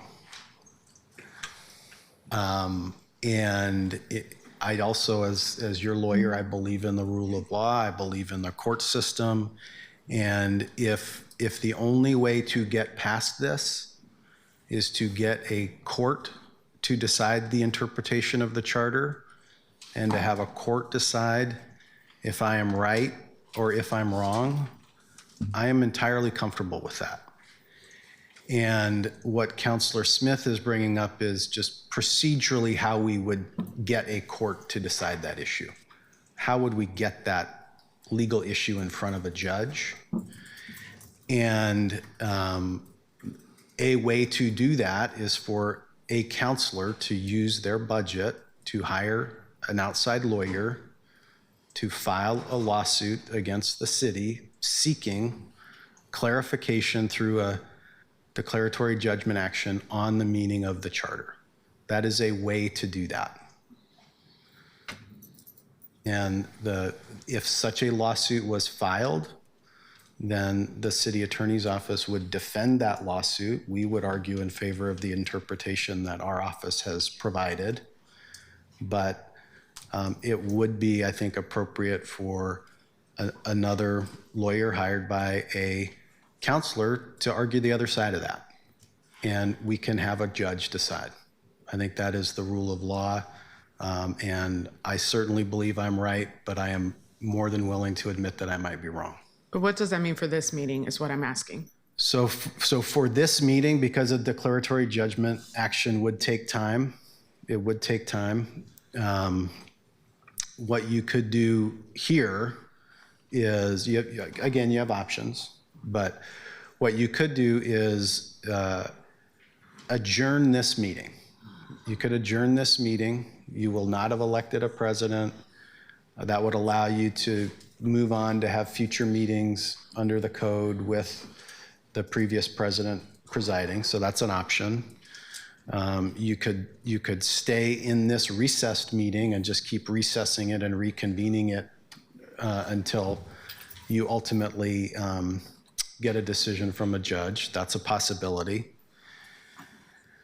So the council does have some options. I get the feeling that this question of whether to adjourn or to recess is going to be of importance. And so I want to just let folks know the procedure there. So The council president can adjourn or recess a meeting by unanimous consent without objection. If there is an objection to that, then it would require a motion, a second, and a vote in order to adjourn or recess. And a vote of 7, correct? Correct. A majority of those present to adopt those procedural motions. Thank you, Mr. Taylor. Counselor Avalos, does that complete your point of order? Counselor Smith, I believe you were about to make a motion. Yes, I move that we adjourn or recess until we can get a declaratory judgment from a judge that we officially know for sure, because it's not going to sit well with me. And I heard my counselors here, Steve Novick and Dan Ryan, who said they wish that they could change their vote on what they did. I see my counselor Clark saying she's shaking and nodding her head. She wished she could have changed her vote, because this would have prevented us from being in this situation today. I don't have a problem with using any of my staff budget to go and get a lawyer to put this in, because I think until it is settled in a court, because we're in a constitutional crisis, because our charter is our constitution. We're in a crisis right now, and we need to settle this crisis, and that's why I'd like to move for you to recess or adjourn. A motion has been made to move to a recess. Is there a second? Second. Okay, there is a motion and a second. Mr. Taylor, is this debatable, or do we move straight to a vote? Motion to recess is not debatable. Okay, just checking. I don't want to get this wrong. I know there are a lot of heightened emotions here. Keelan, can you please call the roll on the motion to recess? Avalos, Absolutely not. Dunphy, No. Smith, Aye. Canal, No. Ryan, Aye. Oyamaline, Nope. Murillo, You are all again using procedural gimmicks to get around the council president vote. Absolutely not. Novick, Aye. Clark, I'm voting aye on the understanding that this is for a recess, and we can do other things during this recess as well. Aye. Green, No. Zimmerman, Aye. Bertolini, Colleagues, we just got back from recess. We will have another recess, I am sure, because I don't see this resolving soon. So I will vote no, knowing that we will get to that recess. The motion fails with 5 yes votes and 7 no votes. Counselor Smith, anything further? Thank you for putting that on. Thank you. Counselor Green. Thank you, Madam President. We are not in a constitutional crisis. We are in a situation where this council has failed to elect a city councilor, which is it's the duty of the council. And you need 7 votes to do that. I think there are several ways to resolve this. My preferred way is people change their minds, and we show the leadership that we need to show to make a decision so we can move forward in this city. The second best way is that someone can make an motion to adopt new rules. So we can figure out how to make it through this situation, not rely upon the city attorney to tell us what's in. The city attorney, by the way, has already made a determination what he thinks the interpretation of the charter is. City council has adopted rules of procedure that clarify that. So the second preferred method is for us to introduce something to clarify that further, so we can then do something different. The worst possible thing we can do is use our office budgets to sue the city, and that is not something that I will seek to see in a council president. A council president should be someone who does not think the way out of this mess is to recess to sue the city. And I say that with all the respect in the world for all the other reasons that the candidate for the council president has sought the office or has accepted the nomination for the office. But I frankly think it's deeply unserious to suggest that that's how we resolve this. If we have to get to a world in which we adopt rules that say the mayor breaks the tie, that is something that we can debate. That is something that we can do as this body to pass by ordinance to clarify the intent of the charter. I think if we want to create a constitutional crisis, and I think if we want to, frankly, undermine the institutional veracity of this city, we start suing because we can't elect a city council president for the second year in a row. So I will not be supporting Councilor Smith for council president for that reason. Thank you, Councilor. Councilor Murillo. Thank you. Yeah, I was saying this earlier, there are procedural gimmicks that are being used because our colleagues can't compromise, and that is extremely frustrating. I do not think the future leader of our council is going to be offering up suing our city during a time where we already have a very limited and tight budget. That does not make any sense to me. And this is just profoundly unserious at this point. I would like to hear our candidates reassert their affirmative cases for why they should be council president. The way out of this conundrum is not going to be procedural rules, which I'll point out, no one brought up the constitutional crisis of the charter until they realized that a vote from the mayor would benefit them because they couldn't get a 7th vote. No one brought that up until it was useful to them. So I also am going to just translate for the public that may be watching this. The reason this is happening is because, as we may have been watching, the Progressive Caucus tends to be critical of the mayor's shelter plan, how it's impacting unhoused people, how it's impacting people of color. And so, of course, the mayor is likely to choose a council president that is going to be supportive of his vision. That's the translating that's not happening for people who don't track this as closely. But it does not make sense to say that this is purely a good governance issue or a constitutional crisis or any of those things, because it was only brought up when it was done in favor of their candidates. So let's just be open about that. Also, Robert Taylor has made very clear policies and very clearly outlined the reasons why this decision was made. We have had a whole year to discuss that if we didn't like it. Nobody has done that till now. So I beg my colleagues to be serious right now and to not do this anymore. We need people to reassert why it is that they are the council president, why they're the one. I think, again, Councilor Canal has very clearly outlined how and why he would do that. He's also demonstrated that in his relationships. I would love to see that from other folks. I don't see that right now. And turning to sue the city over this is just, it's very disappointing that this is where we're at. I want to hear some other people explain why exactly they think Councilor Canal should not be the candidate if they so choose to dig in their heels over that. Because what I heard earlier was maybe issues of temperament, but I can point to each of the candidates, and I say this as someone with temperament stuff, okay? But most of us up here have had some temperament moments. So let's not pretend that that is a disqualifying thing to sit on this Portland City Council. We are a fiery bunch.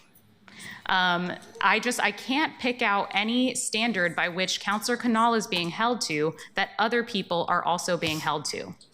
But what I can say is that everybody had positive, affirmative things to say about Councilor Canal, that he is a serious leader, that he does work with people much more graciously than I ever planned to. So I'm just really asking for some maturity and some forward movement here. That does not involve suing our city. Thank you. Thank you, Councilor. Councilor Clark. Thank Councilor you. Clark, I don't believe you've had any temperament explosions this year. I just would like to point that out. I'll work on it. And if I do, they're behind closed doors, as you well know. Colleagues, I would like, and this may be something politically incorrect to say, but I want to stop beating a dead horse here. I just think we've all made our points. We've made them repeatedly. We know what our viewpoints are. We know about the characteristics of our colleagues because we've been sitting here working with them for a year. What I'd really prefer that we do is to find some sort of an alternative path forward in voting, some alternative method that's going to get us to where we need to be. But I'm just going to implore that we stop beating the dead horse, that we stop repeating everything that we've already said multiple times, and move ahead, please. Thank you. Thank you, Counselor. Counselor Smith, your second time this round. Thank you, Council President Alana Perdo-Guiney. I just want to say that some of the things that Councilor Murillo said are not true. Someone on this council last week said that I was probably the 7th peacock, that I voted more with the peacocks than anybody else sitting up here. So I guess I have some progressive credibility. I also want to disagree with Councilor Murillo, who said no one has outlined what they will do. I outlined infrastructure, maintaining our streets. That would be my priority, ensuring that the police and the fire bureaus have what they need to keep our people safe. Delivering a balanced budget is what I will be working towards, and delivering core services that define a functioning city. We are not the homeless corporation of America, but we have to make sure that people who are on our city streets have a place to stay in our shelters, and the mayor has done that. I don't know what else you want more from me. I've worked with you, I've been a co-sponsor on your bills and others, but to say we haven't outlined it, it may not be the outline that you want, and to try to tell people that we haven't said who we are and that people haven't spoken on our behalf on who we are. And I agree with Councilor Clark. To just go over this and over this again and again, at some point, it's going to get ugly, like it did last week with Councilor Perdo-Guiney. And I don't think y'all want to go there. I don't want to go there. I just want us to vote again. If Councilor Clark has an idea that she thinks that will get us to where we need to be, I don't want to sue the city, but every time we're in executive session, I can name each of the peacocks that have said, that doesn't follow the charter, we can't do that. So when y'all say it don't follow, that we're not following the charter, it's okay, and to stand 10 toes down on it. But when I say we haven't been following the charter for a whole year, you're wrong, it wasn't true. I've been speaking on this for the whole year. I did not vote for that. Me and Eric Zimmerman were the only ones that didn't vote for it. So don't mischaracterize my record. Tell my record straight if you're gonna tell it. I believe that we need people who will stand up, who are outstanding, people who understand the budget. I may not be a person who is a scholar in Robert's Rules of Order as my colleague, and I appreciate that. But it does not mean that I cannot govern. It does not mean that I will not listen to you. And it does not mean that I will try to go around you and do a roundabout. It means that I want all of us to be together and to work like we've worked this last year. We don't have to go there. I prefer not to, because everybody knows what it is. Councilor Clark, put something on the table, put a motion on the table so we can vote for it. Thank you. Thank you, Counselor. Counselor Murillo, I thought I saw Vice President Koyama Lane in the queue. I accidentally took myself out. Okay. Do you mind if we return to her before I call on you? Can I very briefly direct if you feel comfortable? Yeah. I can also just get back in line. Sorry. No. I'm sorry, Council Vice President. Counselor Murillo. Just to very briefly direct respond, Counselor Smith, I know that you're a fighter for District 1. I have seen you stand up for your community in a way that has never been represented on council before, and I honor that. I will say the things that you listed are just things that a regular city councilor should do, and they're policy values around focusing on roads, focusing on infrastructure, focusing on housing. What I am asking for is specific platforms around council president. What you are going to do with our committee structures, what you are going to do to facilitate disagreements, that sort of thing. What you have listed are all beautiful, wonderful things that I appreciate and I support. But that is not what I am asking for. I am asking for a council president platform, not a regular city councilor platform. So just wanted to clarify that. Thank you, Counselor. Counselor Novick. So, in the spirit of laying everything on the table, one of the things that I would do as council president is be a president for all of the council, each single member. And I think that I gave a hint of the fact of that the other day when Councilor Zimmerman attacked Councilor Canal's character. And although I was not supporting Councilor Canal, I said that in my experience, what Councilor Zimmerman was saying was not true. I responded to Councilor Zimmerman by name, and I defended Councilor Canal by name. Last week, Councilor Murillo leveled one of the most grievous insults anybody can level against anybody, against me and Councilor Clark. And it was clearly the two of us, because we were the two people that said that we didn't want to vote for any Peacock. And I expected some Peacock, in particular Councilor Canal, to stand up and say, I don't think that it was appropriate for Councilor Murillo to level that insult. Now, I have a strong relationship with Councilor Canal. I expect to continue to have a strong relationship with him. If he is elected council president, I look forward to working with him. But we are all entitled to our feelings. And I, at this point, am deeply hurt. I was waiting for somebody, and I think it had to be somebody on the Peacock side to speak in my defense, and nobody did.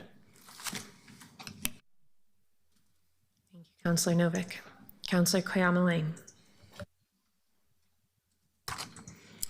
Sorry, colleagues, I'm trying to gather myself because I wasn't expecting to feel emotional hearing that because I actually feel really hurt, Counselor Novick, that you haven't said a single word to me or asked how I'm doing in the last couple of days too.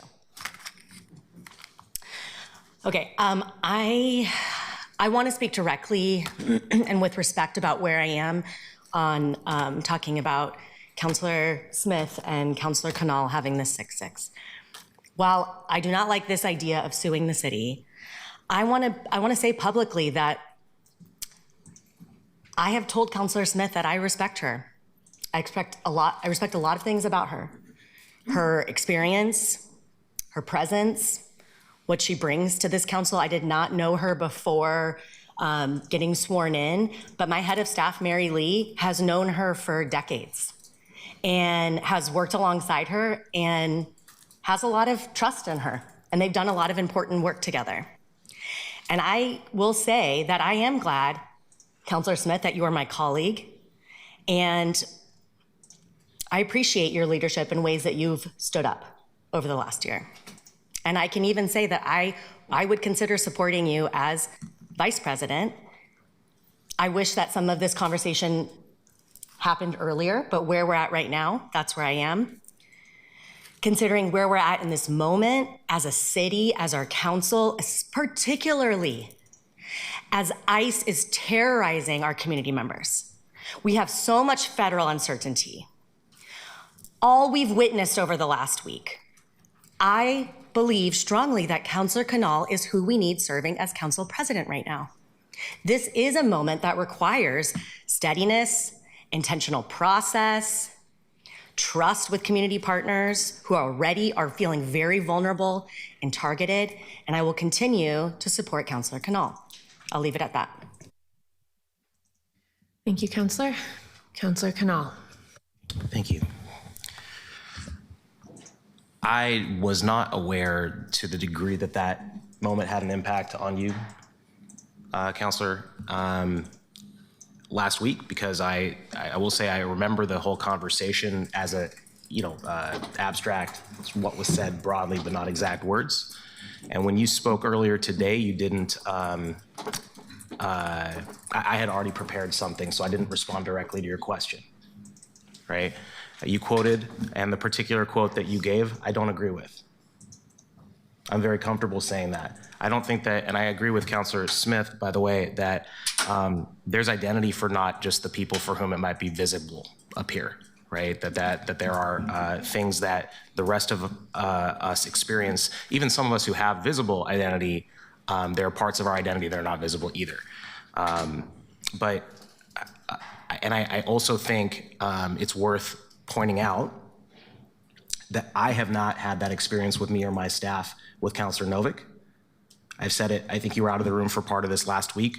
I have had a great working relationship with Counselor Novick. I agree that we will have a great working relationship again afterwards. I don't think that the people who are supporting Counselor Pirtle-Guiney last week or anyone else now are doing so because of that, because of the race of the candidates. I don't think that. What I do think, well, I do think that there were some pretty ugly attacks, and I appreciate Counselor Novick calling those out last time. I really did appreciate that. And the one thing that I can say is that under the code, and this is our city code as it relates to the role of the president. This is 3.02.040B1B6. The presiding officer needs to ensure that counselors confine themselves to the question under debate and refrain from personal criticism. That is something I would be very comfortable doing if I had the gavel. I think you've seen that in the Community and Public Safety Committee where I've chaired when it's my turn to. So I think that's something that's worth bringing up. I understand that there are a lot of emotions here because we are real people. The other thing I wanted to say is that I have a lot of respect for Counselor Smith. I don't think we should be going into this with the perspective of why someone is unqualified. Counselor Smith is qualified to do this, as I believe somebody else pointed out, all 12 of us are. It's a question of what's the vision of governance going forward. And I want to point out, we had a meeting about our budget, and we talked about a request that might come in the future. This is relevant to it. It might not sound like it at first, but a request that might come in the future for a little additional money because the 9.5% reduction in equity and engagement and BTS, all that stuff, isn't coming through at 9.5%. And so this fiscal year, we might need to allocate more money because the reduction is less than that. And I opposed the reduction by 9.5% personally when we voted on it back in the budget in June. But I think it's really important that we say, as a general rule, and there are exceptions, and I think the charter is an exception, but I'm speaking generally here, that when the council votes to do something, that we need to then say that's the decision of the council, right? That's what we did, even if we didn't agree with it personally ourselves. That's something I think the council president has done a good job of this past year, by the way, among many other things she's done a very good job at. But I do think that that's a really important thing to note here, that it's the job to look at the institution and its health alongside a lot of the other considerations we have. And the institution is injured right now. And I would like to give it the chance to heal while we continue working on strengthening it in parallel.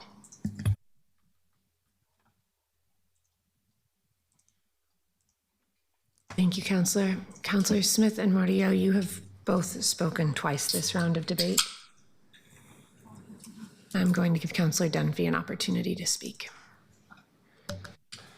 Thank you. I don't know that we're going to solve this right now, but I'm going to just sort of put this out there. We're obviously not moving. Like, this is not happening. This is not working. I would like to propose that, maybe this is a question to the nominees, is there a different model we can consider? Is there a model where we have joint leadership, where perhaps the duties and responsibilities of the president are finite and defined?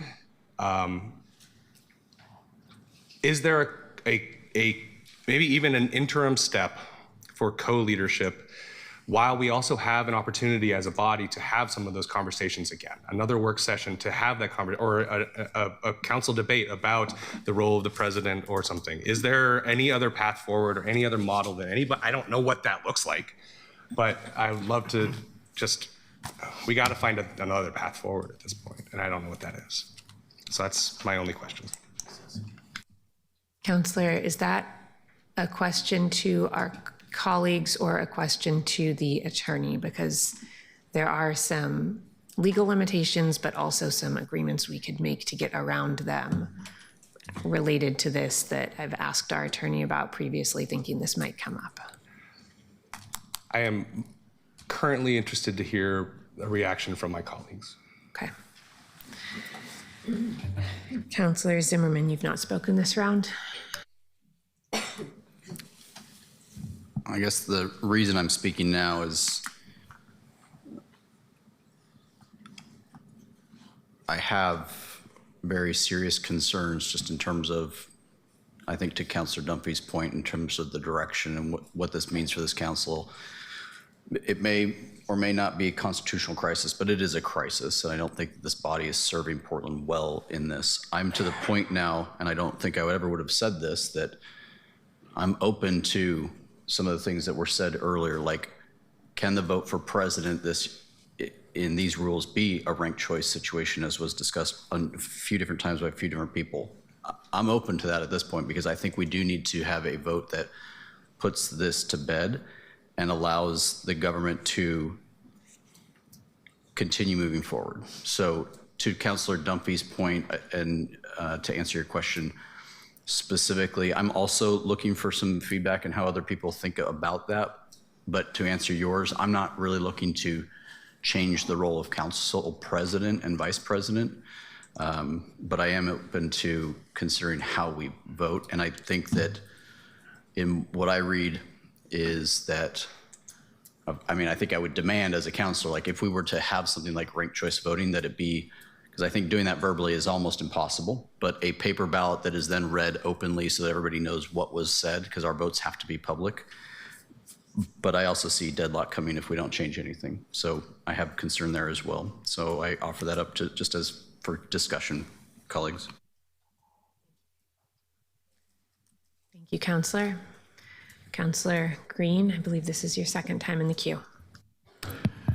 Yeah, I've already outlined my order of preference on how we deal with situations like this, and, you know, changing our method of voting is my second preferred method, and we may have to have that conversation. To answer directly Councilor Dunphy's question for the good of the body, I think that's an interesting question, but I don't think that's something that we can kind of take up ad hoc in this moment of crisis, because I think it rises to the same level of gravity of consideration that we spent and deliberated on and are now maybe dealing with the consequences of when we talked about whether or not the mayor should break the tie. I think that's something that should happen in our governance committee. And I think councilors who are not on the governance committee should make time to attend that governance committee decision, provide testimony. These are all things, by the way, that the current council president has suggested is good practice, because it is good practice. Councilor Canal has also suggested that this is good practice. I think we may have to have that discussion. I think it'd be hazardous to try to shoehorn that discussion in right now as an expedient method to solve this. I agree with my colleague, Councilor Zimmerman. I won't say my colleague to the left because I know that would be confusing and annoy you. But we are in a crisis. We are in a crisis. This is a crisis of leadership. We need to vote, and we need to elect a city council president. We need to change our votes. Someone is gonna have to change their vote and think about the good of the health of the city. I've already asked the council president to be that person to lead us out of this mess. I hope that you'll consider that continuously in good faith. Thank you. Thank you, Counselor. Counselor Clark, I believe this is your second time in the queue. Go right ahead. Thank you, Council President. I would first just like to reiterate that we do need a different form of voting here, I think. I don't know what it is. I don't have any idea, but I did want to react a little bit to Councilor Dunphy's questions and some of what I would be looking for. And I don't think these things have been addressed by the current candidates. But I would like to see in the future a leadership team. I would like to see almost like the team of rivals that President Lincoln put together. Bring the rivals together, bring some sort of a team, but I would say that ultimately the council president, in coordination with the council vice president, retains the power to make the final decision. Otherwise, we're going to be here on many other things, not just this before us. I would like to know what people think about shrinking the number of committees. And I know that Councilor Dunphy actually came forward with a proposal to do that. I think it was in August. Actually, in April. Oh, in April. Well, I remember maybe it was in August, and I thought it was a premature discussion and asked that we put it off until we had a less toxic environment, which I'm not feeling that right now. But I think that's something that the future leadership needs to consider, is shrinking the number of committees. And I know that's difficult, but it may also save us some money. And I would hope that the future council president and vice president are able to work as a team, to work more closely together. I don't know if that's power sharing necessarily, because, I mean, ultimately, the buck has to stop somewhere. And I think that the final power needs to be vested in the council president. But those are just a few of my thoughts in reaction to your question. I'm not looking for a revolution. I'm not looking for a new form, but I'm looking to maybe massage the form that we have. And can we please have some ideas on how to move forward with the vote? Thank you, Councilor. Councilor Canal, your second time in the queue. Yes. So at the end of this, I'm going to just request, not move, but request that we take the vote and then take a recess so that we have a chance to chat about this one more time. I think it's your questions are really important, and I want to respond to them directly. I got the Portland Street Response Resolution passed back in June, and it created a committee. And that committee, the membership was interviewed by counselors. And I think you can look at who I asked to take part in that as a good example of sort of what can be exemplified before one is council president as to how they would if they were council president. And I asked Councilor Zimmerman, I asked Councilor Smith's team, I asked Councilor Novik's team, I asked Councilor Green's team, and there's one more and I'm forgetting. I will figure out who. Apologies if I forgot you. Oh, Council President's team, thank you, to be involved in that. And I'll also note that the council vice president was involved in the development of the interview questions and the posting. Council vice president and I worked on the broader structure and came up with the calendar. So I think the idea of bringing people in who had skepticism about it, Councilor Novik was originally very skeptical about the idea of a committee, for example, is important. And I think it's important that, you know, when there are these little informal teams made after a document gets passed, that people who are against that are part of it too, because they own it. Just like I was talking about previously, they own the decision of the body as a member of the body, even if they personally weren't there. And it'll build a better system, culture between the group of us. So that's the first thing. I've talked about council president and vice president last week. I don't want to take up time repeating myself, but everything I said then I agree with still. And in terms of committees, which I think was your third item, I want to say that, you know, I did not make a proposal for the number of committees back then. I'm the person who came up with what the consensus positions were among the 4 different proposals that had been made. And that's how I like to approach things sometimes. I have thoughts on what committees should be, but I think one of the differences here is that we're talking about apples and oranges. There are conversations where we are talking about whether or not to provide answers to the questions of what are the highest priorities, or whether or not to give space for the council to decide what the highest priorities are. That is a distinction, right? I also think homelessness and public safety and infrastructure, in particular transportation, is very important. But I think it's really important that we don't prejudge the strategic planning session as to what those are going to be. So I'm not putting forward the policy areas I'm going to say we'll get agenda time, because I think it's important that we honor that, which I was, very honored to be asked to be a co-sponsor of that resolution. And so those are the way that I would approach this. And I think as it relates to the committee conversation, to just be a little more specific, there were some points of consensus. There were points of consensus around finance and governance needing to be merged. not necessarily as a single committee, possibly as a committee of the whole. There was disagreement there, but that they should not be two separate small committees. There was a consensus around public safety existing as it was. There was and I'm just talking about a consensus among the 4 proposals, not necessarily all 12 of us, because not everybody got to weigh in on everything. There was a consensus on getting to fewer, 4 to 6 was the range. And there was a consensus around housing and homelessness remaining pretty much as it is, possibly with the addition of land use. Those are the things that I remember coming up then. There may have been other things that I brought up at the time, but I think building off of that starting point of consensus is how I would approach facilitating a committee conversation that yields a smaller number of committees, because it seems to be the consensus position here. And I mentioned earlier last week, I would love to give everyone their Mondays back, so that they can be in district or take the meetings they need to make. Right now, we have committees on 3 different days a week when they meet. I think it would be great to get that down to Tuesday, Wednesday, Thursday, including council meetings and committees. Thanks. Thank you, Councilor. Councilor Novick, your second time in the queue.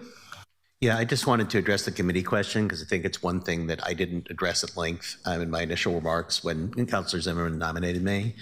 I agree with the idea of merging finance and governance.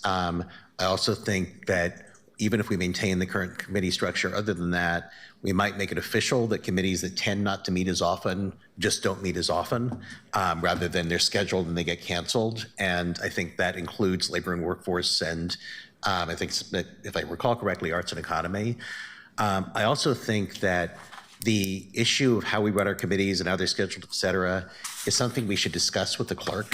Because one of the first calls I made when I heard that Councilor Zimmerman was going to nominate me was to the clerk's office and saying, do you think that there's a way that we could restructure how we deal with committees, even if they're the same committees, to make that process less onerous on the clerk's office? And Keelan said, yes, she thinks there are some ways. We didn't get into details, but I think that's an essential part of the conversation, because we rely on the clerk's office to keep the wheels running here, and they, I think, are an essential part of a discussion of what a rational committee structure and schedule would be. Thank you, Councilor. Councilor Zimmerman, your second time. Go right ahead. To the 4 candidates, I'd actually like to hear your philosophy on working with the clerk. One of the areas that I brought up last time was a concern about how certain people work with the clerk. So I think that as you manage whatever the committee structure is and this council structure and work sessions and all those ideas that you've all put out there, I think that one of the great challenges is working with a staff who exists in another branch of the government, which is in the auditor's branch of government.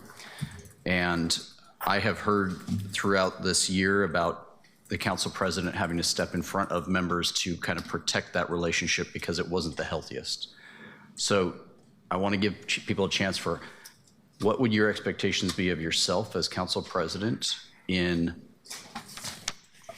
protecting the role of clerk and managing your colleagues, which I think can be very difficult in terms of how colleagues may or may not work well with the clerk's office or cause problems in there. And I'm hoping that all 4 can speak to that. Thank you. Councilor Canal, would you like to go ahead? Sure. Councilor Smith's in the queue, though. Do you want to? Councilor Smith? I'll let him go. Okay. Last year, when we had the first meeting of the year, our council clerk chaired that meeting and did an amazing job. And I said afterwards that as much as the clerk does not tend to like the spotlight or being on camera and is probably uncomfortable with this even being a topic right now, she's done a great job in this role forever. I worked in the city. I filed items in e-council for a few years. And I think that the clerk's office as a whole, our previous and current deputy clerk and the clerk, are among the most professional people I've ever had the ability to work with. I just want to say that you don't necessarily see how much work the clerk's office does to create access to the public for the work that council does. But if you haven't seen it, you know what I'm talking about is true. And if you haven't, take my word for it, I guess. But I believe that very, very strongly. I think there was a conversation about moving the clerk's office out from the auditor's office to under the city council and the council operations. My initial reaction to that was to not support that. I think the independence of the clerk's office is really important, and anything that might, well, just to be totally blunt, anything that might make anybody in that office not want to keep working there scares me, because they're very good at their job and they work with very little capacity there. And I supported in the budget ensuring that there's enough capacity there as well. So that's my broad strokes on it. In terms of how we would get from here to there, the only other thing I'd add is I think that we have underutilized our council operations team this year, and I'd like to utilize the council operations team more as the day-to-day relationship holder with the clerk, so that it wouldn't be about individual counselors going to that. And I want to say me and my office have been guilty of this, of having multiple staffers in my office ask the clerk to do something faster than their deadline. And as soon as I found out about that, I talked to my team about that, because it's not ideal and it's not how I want to have that relationship work. I also think that we should talk more to the auditor and that team in general. I think people don't always remember that there is this other branch of government that's super important. So broadly speaking, I think it's the same way all the support teams that support us work. If they need capacity, I want to hear about it. Make sure that there's a conversation with the mayor so that that capacity can be provided in their budget proposal from the mayor's office, and ensuring that there's maybe a little more process and a little less ad hoc nature of the relationship between individual council offices and the clerk's office. And this applies to BTS and Open Signal and all that as well, by having more of that be routed through the council operations team, who I think is great. Thanks. Thank you, Counselor. Counselor Smith. Thank you. Thank you, Council President. That was a good question, Counselor Zimmerman.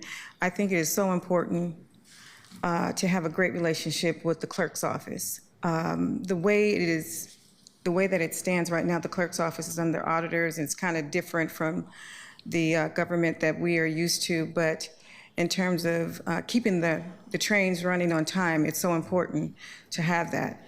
I also think that we also have to have a good relationship with all the departments, and being the conduit in between these different agencies and bureaus is so important. And sometimes relationships can get a bit spicy. And I think that the president's office should be that role where we try to make things a little bland, even though we all like spicy food, but I don't think it's really appreciated in the workplace. I also think that there are some ways in which we can improve upon council operations. But we also have to understand that we are in a $67 million budget hole right now. And I would like to see council operations do more training and education of us as a council, so that we understand the budget better, so that we understand that if you're putting something forward, you got to take something out, and where you take it out from. Having some of those conversations will help us be a better council as a whole, because the charter only gives us one thing that we're supposed to do, and that is a balanced budget. All the other stuff is just, icing on the cake, cherry on the top. But our role and what we are hired to do with our election certificate is to balance the budget. And we need more training and education, because as a whole, we're an inexperienced group who have had not the kind of experience that you would see in most councils. So I think that's a role that council operations can play. And I actually talked to Dana a little bit about that last week. I think she has some things in the works. But the issue is unity at the end of the day. We have to be a unified force. We can't be peacocks and everyone else. We have to be collegial with one another. And that is where the priorities as a council president, that's where I think we can take a role to be meaningful to making sure that we do put those infrastructure things in place, that we do make sure that transportation is an issue. And I disagree. I think I can still have issues as a counselor because that is who I am. But a lot of the work will be switched into an administrative role. And so I understand that. I'm clear on it. I think some of the stuff that you really, really want, we need to do a work session and a strategic planning session. And hopefully after this process is over, that we'll still be able to have a decent relationship with one another so that we can see where our flaws are and make sure that we fill that gap. Thank you, Counselor. Counselor Novick. I think I've said a couple of things about the relationship I'd want to have with the clerk's office and with the other supporting offices, Open Signal and security. One thing specifically I didn't address is I think that we need to be sensitive to everybody's time. And one thing I think we need to revisit, despite the fact, I, along with Councilor Canal, Councilor Avalos, and Councilor Dunphy are part of the Moonlight Caucus. We like doing stuff at night. It is an imposition on all of the staff to have even one night council meeting a month. And it's been my observation that we have a night council meeting because we're scheduled to have one a month, not because there's a particular issue that we expect will get a lot of public interest and a lot of night testimony. So I would like to see if we can figure out how to only have night council meetings when there's a specific topic where we think the public would really benefit from that. Thank you, Counselor. Counselor Novick, are you in the queue separately? Okay. Counselor Murillo. Thank you to the candidates for more, maybe reiterating some of the things that we heard over the past few days and introducing new ideas. I think that the evening council session is really critical to have a different type of person coming in and testifying and hearing from them. And I think that what we've seen successful before is that if there is a policy area that's going to get a lot of testimony, putting it in the evening council session has been really beneficial for the public. And it's hard for me work-life balance-wise to have so many evening events and things like that, but I also think that's the responsibility that we took on in this new form of government, which is to make it more democratic, which is to make it more accessible to the public through a variety of means. So I think it's still really important. I again just want to say thank you to Councilor Canal.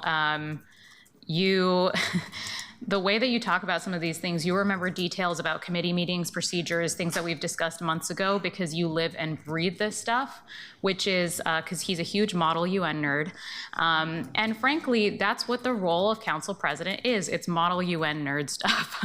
It is someone who is going to help us get some of these procedures in order, make sure that all of the resources that we have available to us as counselors are used to the fullest extent that they can be. And so I'm just very grateful for that.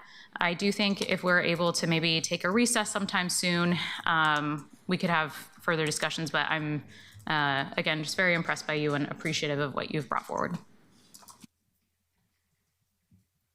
Thank you, Counselor. Colleagues, seeing no one in the queue, Keelan, can you please call the roll on the vote for Council President? Avalos. Canal. Dunphy. Canal. Smith.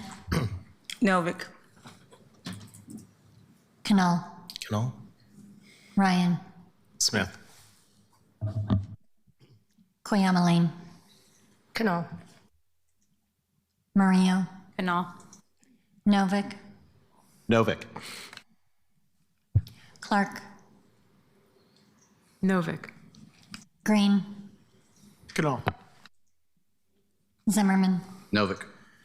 Hurtle Guinea. Counselor Novick. Councillor Canal receives 6 votes. Councillor Smith receives 1 vote. Councillor Novick receives 5 votes. Colleagues, seeing no one in the queue to begin a new round of debate, I'm going to give us a 30-minute recess. Hopefully that is enough time for people who need to eat to grab some food, but also gives us time to get back here and maybe get through this before our 2 o'clock time so we don't have to delay another meeting. We will be back here at 12:20.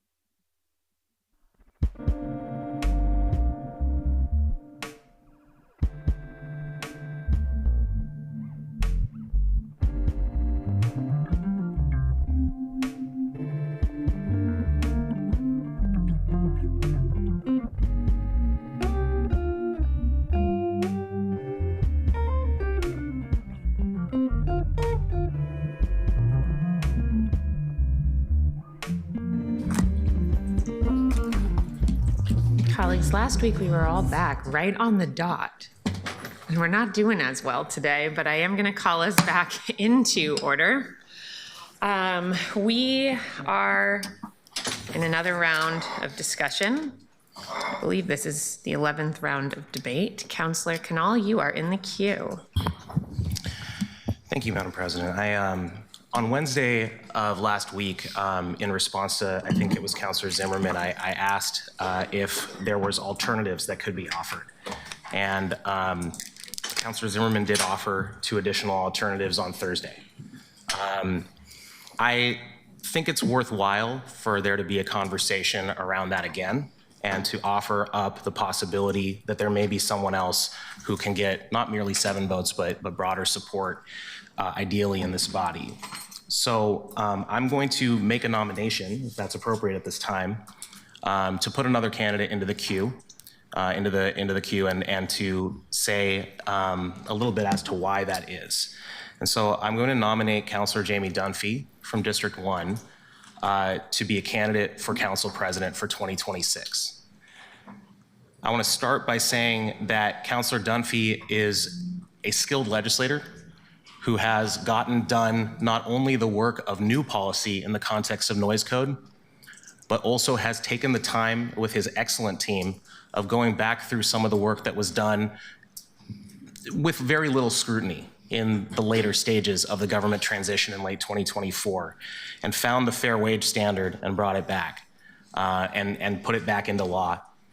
I've been very impressed with him and his team, and I think it was appropriate, I can't remember who brought up how important it is to have a good team for the council president. I hope that we continue to value that in our considerations.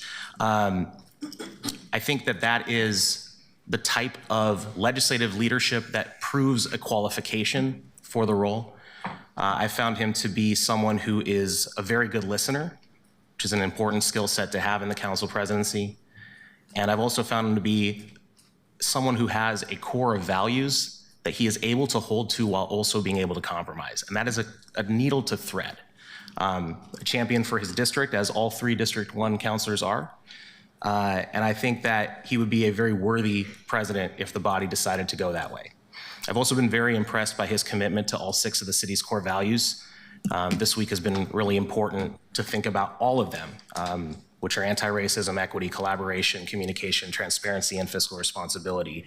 And so I'd like to offer this opportunity for him to consider taking a nomination, being a member of the emerging and evolving candidate set, even as we continue to have an important debate about governance and about what we need out of a council president going forward. Thank you. Thank you, Councillor. Councillor Dunphy, would you like to respond? Yes. Councillor Canal, thank you for the nomination. Colleagues, let me be very clear. This is not something that I have been seeking and is not something I am excited about. But if the only way out of an entrenched 6-6 stalemate is for me to step into this role, then I'm willing, not happy, but willing to do this in service of this institution. I do believe deeply in this new form of government, in ranked choice voting, in multi-member representative districts.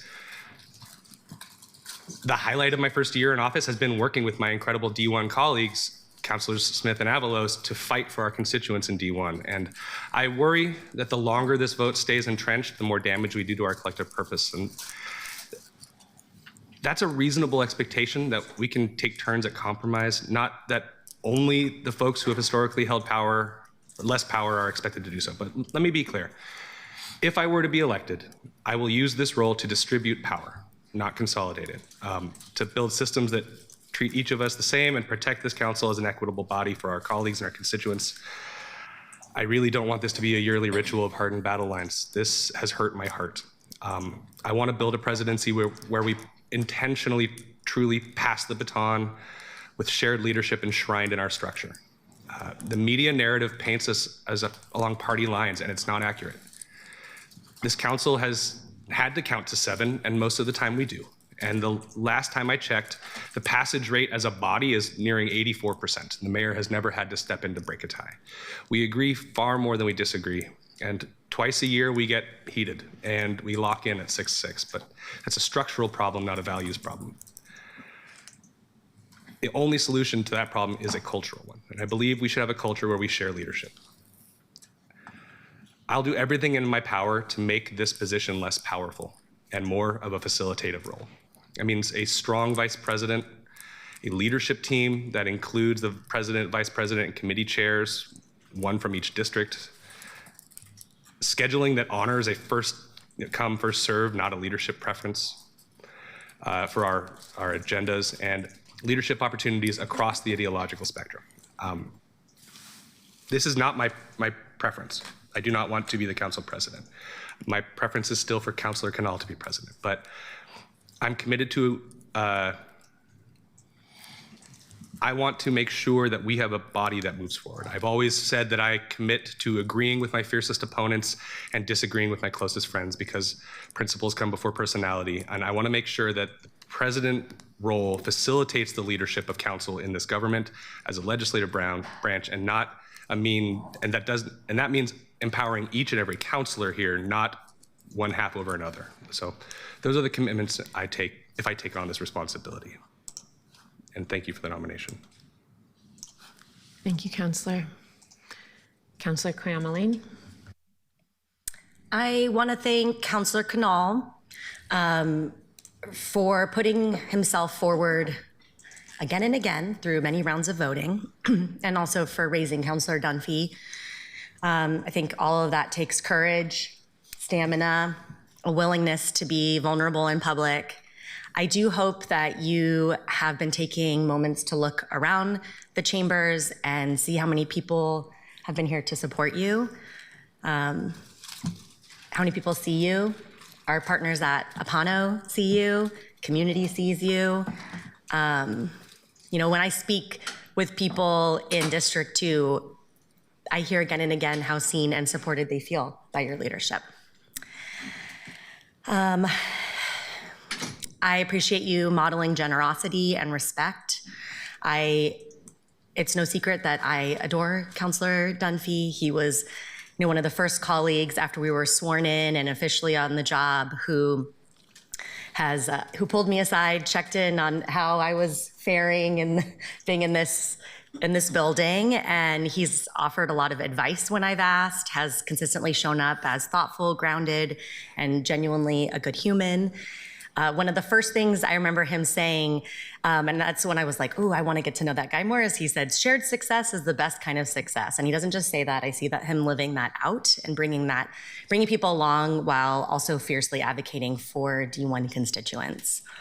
I am genuinely excited and proud to cast a vote for either of you, and I will leave it there for now.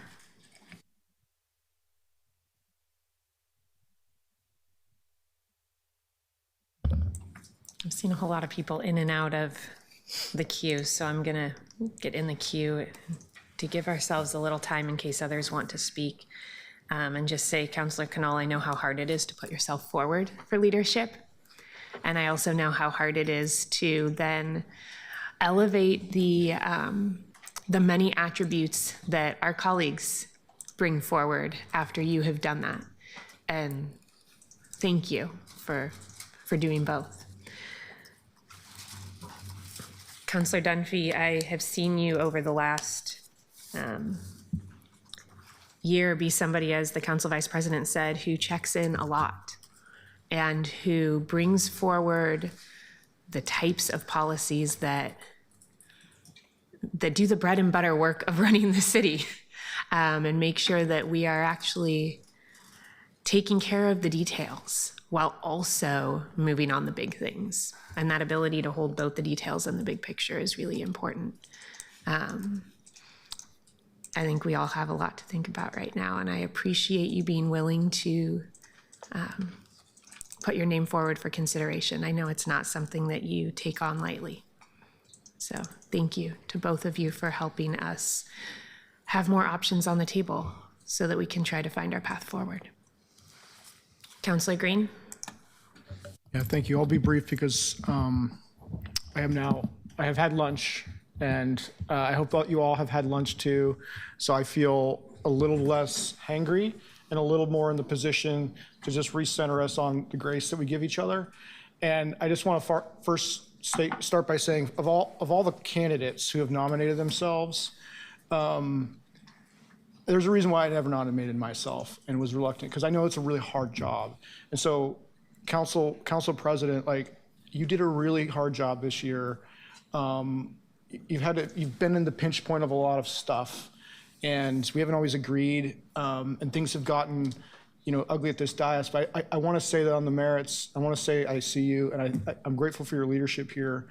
And I want to say thankful to all of you all throwing your hats in the ring here to try to help resolve this situation. And Councilor Canal, it takes a lot for someone who sees all this support out there to say, you know what, let's consider another opportunity. So I'm going to be looking to your leadership here on this. I'm going to echo everything everyone said about Councilor Dunphy. That's been my experience. And because I'm thinking for how we're going to work together after this vote tonight, I'm still just going to reaffirm my willingness to step away from Peacock, so that way we can engage in those budget meetings in a few months with a little more trust and a little less of that. So I'm saying that here again for everyone listening. So thank you. Thank you, Councillor. Colleagues? Councillor Novick. Councilor Dunphy, it occurs to me that just as I owe an apology to Councilor Smith for not supporting her on the tie-breaking vote issue, I owe you an apology because when we passed a revised noise ordinance, I promised to supplement it forthwith with a funk ordinance, and I've not gotten around to that. A substantive question I had is, you said a minute ago that in terms of scheduling, you would follow a first come, first serve model. And I don't know if this is exactly, if you meant that quite literally, but one of the things I said the other day is that I would tend to prioritize ordinances over resolutions because it seems like we passed a hell of a lot of resolutions telling the administration to do stuff it was doing anyway. So I just wanted you to express any nuance you have about, what to schedule first. Councillor Dunphy, would you like to respond? Thank you. Yeah. I think that with very few exceptions, I think that if something is passed out of committee, it should be in line to get on the council agenda. I think that you made a good point earlier about evening council sessions, that those really are unique opportunities for us to reach out to people who could not make it here in the middle of the day and should be separate and special, so that we can get advanced community involvement. But my preference would simply be that if something gets filed and has all the work to do it, it gets through the committee structure and it gets back to the big committee or back to the big council. My preference would be to just keep moving that through in that order. Whether or not it is a resolution or an ordinance, I am less interested in personally, because I think I know how much work goes into the acts of filing anything. And I think that the amount of work that I or my staff have to put into a resolution isn't necessarily dramatically less than an ordinance. And so I really do think that as the committees do their work, the big council should honor that.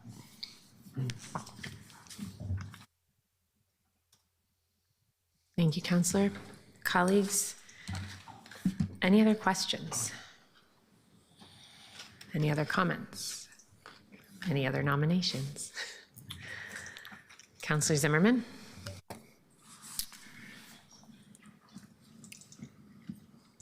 I think you're an interesting candidate for this job, Counselor. I think of all the 12 of us, I think you and I, you might be the person I talk to the least in our day in and day out weeks and whatnot. But I am reminded of whether it was a good thing or a bad thing, but there was a moment that happened in the campaign and I got a call from a number I didn't recognize, and it was you. And you gave me a ring about a thing that you were in the news about. And I won't pass judgment on that thing. I will say I did appreciate the call, right? You said, I'm calling you because we share some endorsements. We share some values. And I want you to know from my mouth to your ear about it. And so I appreciate it the way that Councilor Green said, and when others say it too, I see you, right? And I think that's an important thing. So I'm not sure where I'll go on this, but appreciate that in the little bit that we've done together, but also there are character points that people show you along the way, and that was one of them that I just wanted to mention here. Thanks, Counselor. Thank you, Counselor. Colleagues, seeing no one else in the queue, Keelan, can you please call the roll for a vote for Council President? Avalos. Canal. Dunphy. Canal. Smith. Novick. Canal. Canal.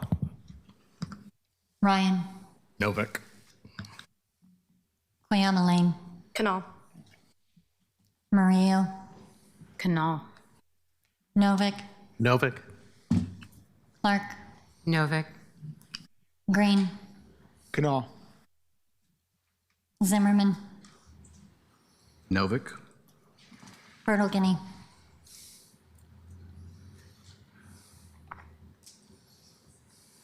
We could make this really fun right now. Dunphy.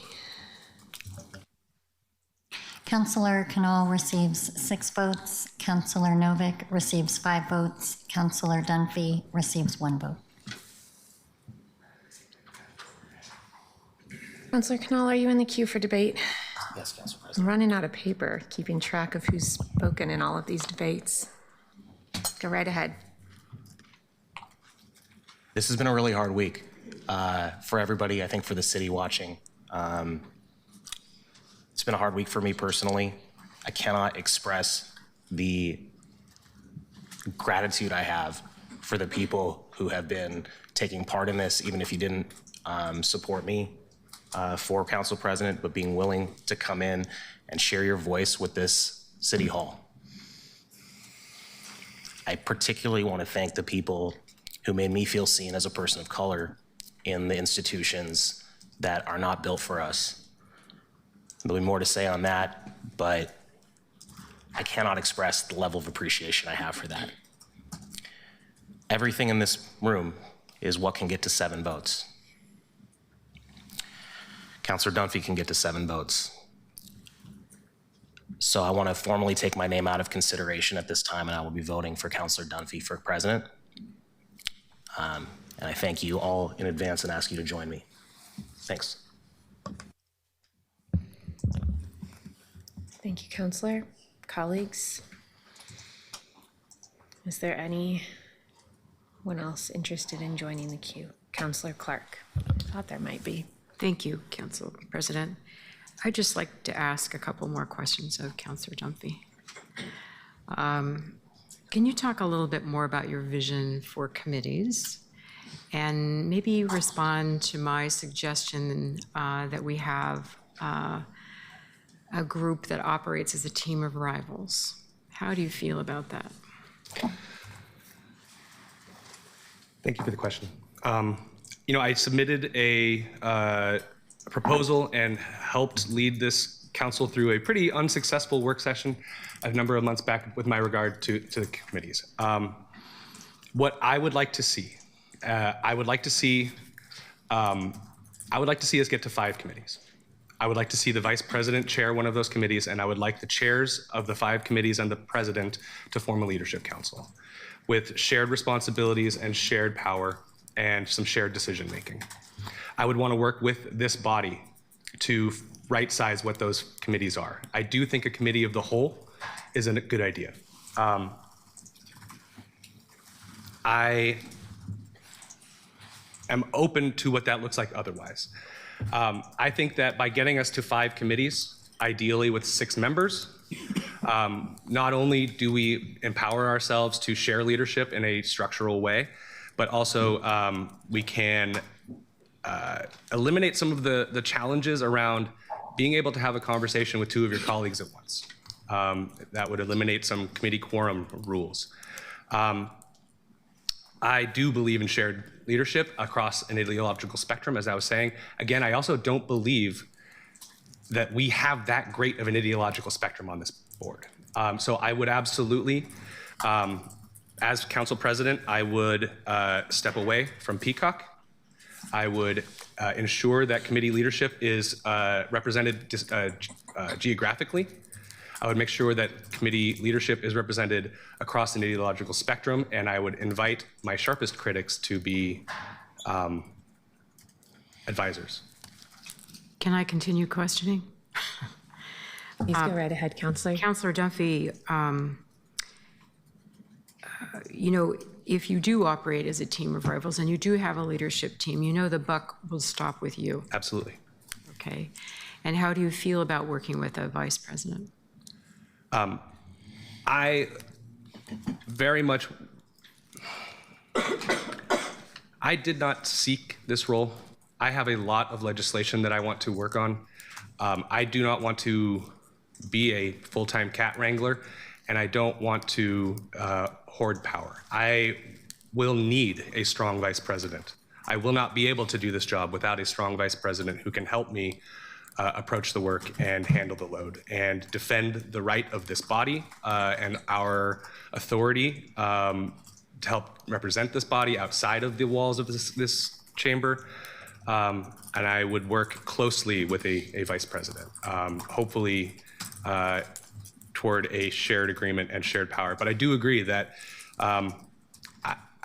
I don't, even as I had recommended it earlier or suggested maybe a co-sharing model earlier, I do think that we need responsibility to end with one person. And I would take that responsibility seriously. It would be me. I would be the final owner of decisions, but the decision-making process would be done collectively. And can you just say a couple more words about why you like this idea of the committee of the whole? Because I'm not so sure I do. I think there are a number of issues that this body has demonstrated that we are not going to take the good word of our committee members. I think that things around finance in particular and around governance in particular are, and I would say even things like appointments to bodies and committees. I think that each of us has a separate reason to want to understand these things. I think that by having a committee of the whole, I think it will give us a venue to make our full council meetings operate more effectively, and give and remove opportunities for people to feel like they aren't being included in decision making around things that actually affect their day-to-day job, affect the ultimate job, as Councillor Smith said, that we are here to approve a balanced budget. I think it has potential to make what happened last year in the budget process less likely to happen. And I think that I do think that with regard to a committee appointed boards and commissions, I think that we have seen that folks want to have have input on people who are representing them and their districts in their name. And I think that that would be a really good way for us to do that. I don't know that a committee of the whole needs to meet with the same regularity that the housing committee would or a public safety committee would. But I do think that it's a good practice in many legislative bodies, and I think that it's one that we should look at. Thank you. Thank you, Counselor. Counselor Murillo. Thank you, Council President. Counselor Dunphy, you're a reluctant hero, and I think sometimes that's the type of person that is best suited for power, someone who doesn't strive to have it. I will say, Counselor Canal, you have demonstrated immense leadership today, and especially in this moment, you did what other leaders couldn't do. You saw the writing on the wall, and you stepped down to support somebody else. And to me, that shows who you are as a person and what you're willing to do to serve this city above serving yourself. So I hope that next year that you will be our council president, because I think that you have proven your character in this moment when other people couldn't or wouldn't. And I say that as one of the stubborn people. So I'm admonishing myself as well, if that makes anyone else feel better. Counselor Dunphy, I really appreciate you stepping up in this moment. You have brought numerous proposals around governance and committee structures, so I don't have a ton of follow-up questions because I already know your perspective on some of what you would do differently with the presidency. I have the utmost faith in you. I think that you have been a wonderful partner to work with. I've seen everybody on council. And I think that you will absolutely be the consensus builder that we need in this moment. So proud of you for being okay with stepping up, even though I know you really, really didn't want to. Yeah, big flowers to Councillor Knoll for doing that in that moment. Thank you. Thank you, Councillor. Councillor Knoll. I really should ask this before I said what I said earlier. Do you promise to put someone from District 2 on the Transportation and Infrastructure Committee? Yes. All right, we're good. Councillor Novick. I appreciate Councilor Knoll's last question. I think we should have many more transactional discussions like this before the next vote. So, one, I just wanted to express a bit of a concern about the idea of 6-member committees, because I appreciate the idea of setting up a situation where you can talk to more than one of your colleagues in a committee, but I do worry we might wind up with a bunch of 3-3 votes that way. And actually, what are your thoughts on that? What should happen to a piece of legislation if it's 3-3 in committee? Does it just die? What do you think should happen? I mean, first, thank you. That's a fair question. First, I would like to say that if I will be working with each of you and would likely want to bring forward a work session or something before I would make a change to committees. I have very strong opinions. I also know this body has strong opinions, and I would want it to be informed by this body because, again, I do not want power. I want facilitation. With regard to that specific challenge, I think you're right. I think that a 3-3 tie is a challenge that we would likely see. And I think it is incumbent on lawmakers, each of us, to find a sufficient number of votes, or else it fails. Yeah, just as within this body, I don't, on amendments and things, if it doesn't get 7 affirmative votes, then it fails. I think that if we have a 6-member committee, 4 affirmative votes are needed. And, okay. And there's always opportunities for discharge from committee and being able to bring something back to an office. Another topic I wanted to ask about is relationship with city staff. I expressed a concern last week that I think that sometimes we in the council have put things forward without adequate consultation with city staff, but on the other hand, I think that city staff has too often felt like they're not empowered to communicate with us. So I talked actually to the new city administrator the other day about this, and I was just wondering what your thoughts are on that, the relationship with city staff. You know, everybody knows this, but I spent 5 years as a staff member for Commissioner Nick Fish prior to my time in elected office. I know where the power of this system is, and it is in the staff. I will tell you that I think the lowest moments we've had as a body have been the moments in which we have made our staff deeply uncomfortable or felt like they weren't respected. I think that we cannot adequately do the work without the experts who are doing the work helping us finding the way path. And I would hope that it would be my intention to work with the city administrator and the mayor to ensure that information flows, that it's done in a way that doesn't disrupt the day-to-day jobs. None of the thousands of employees we have are just sitting around twiddling their thumbs waiting for us to ask them questions. But I think that we cannot do the work unless we get an ability to connect directly with the subject matter experts. So, and I will tell you that throughout every city bureau, I have had an opportunity to work with countless public employees who I hope I have embodied that spirit in my work, and I hope that I would be able to continue that. But I would also want to make sure that we put very firm protections for our employees in place. I cannot stand, I mean, I think it's different for a leadership, but I would hope that I would try to do my best to enforce decorum and demonstrate that professionalism to anybody who might come before us here. Last question. I mean, we talked about the idea of like every couple of months having an airing of grievances, and whether we call it that or not, I mean, I do think it'd be useful if periodically we scheduled sessions of the full council with no specific agenda except to just talk about whatever's on our minds. And I'm wondering what your thoughts are about that idea. I think that we as a body, the 12 of us individually, can't do our jobs also if we aren't communicating with each other.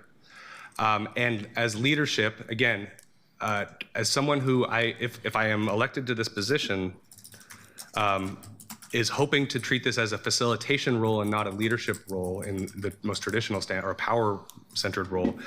I would hope that we would have regular opportunities to privately, and I would welcome a public opportunity to air grievances, especially if there are grievances that cannot or have not been addressed. I do care about I care about this body. I care about the legitimacy of this body, and I care about our perception in the public. I really do care that the public feels like we are living up to the promise of government reform. And the media, many in the media have done a great job of demonstrating some of the nuance, but media as a general rule does not deal with nuance well. I think that an airing of grievance without some clear guidelines around it and some decorum requirements is basically just fodder for the Oregonian editorial board to say that we are a dysfunctional bickering body. So I would love to have more specific conversations about what that looks like, both with you and with the body generally, but I'm not opposed. Maybe this is where we bring in the marriage counselor. And I mean, I want to make it clear that I was sort of trying to refine the airing grievances to just a session where we talk about whatever comes to mind, and so we can all talk to each other. I mean, since there's so little we can talk about as individuals because of the public meetings law. Sure. Just a general discussion so people can bring up things that are on their minds. The equivalent of public comment, but for counselors. Exactly. Thank you. Absolutely. Anything further, Counselor? No. Counselor Dunphy, you are in the queue next. I am. I wanted to say something very explicitly. Colleagues, if I am elected to this body, to this role, I will not seek re-election. I will not seek re-election. So if we need to have leadership conversations, if we need to have conversations as a body about how we don't do this again next year, I am eager for those conversations earlier than later.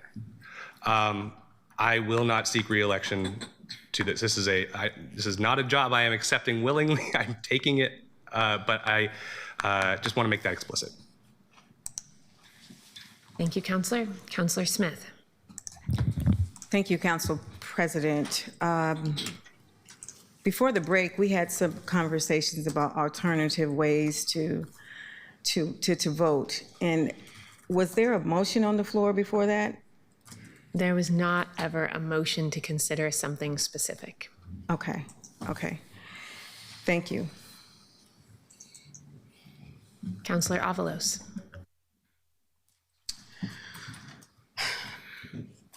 Thank you, colleagues. Lots of thoughts right now, but before we move forward, I need to speak honestly about this moment, and I want to start by first thanking Samir Kanal. I mean, true king energy, honestly. Samir entered this process with one clear focus: what was best for the city of Portland and the long-term health of this council. And throughout this entire election, he was the only person, in my opinion, the only person who consistently centered the institution over himself. He showed up with seriousness, humility, a genuine commitment to good governance, and as a fellow good governance nerd, obsessed with that. And I'm really actually sad and angry that you won't be the president. You deserve this. We deserved this.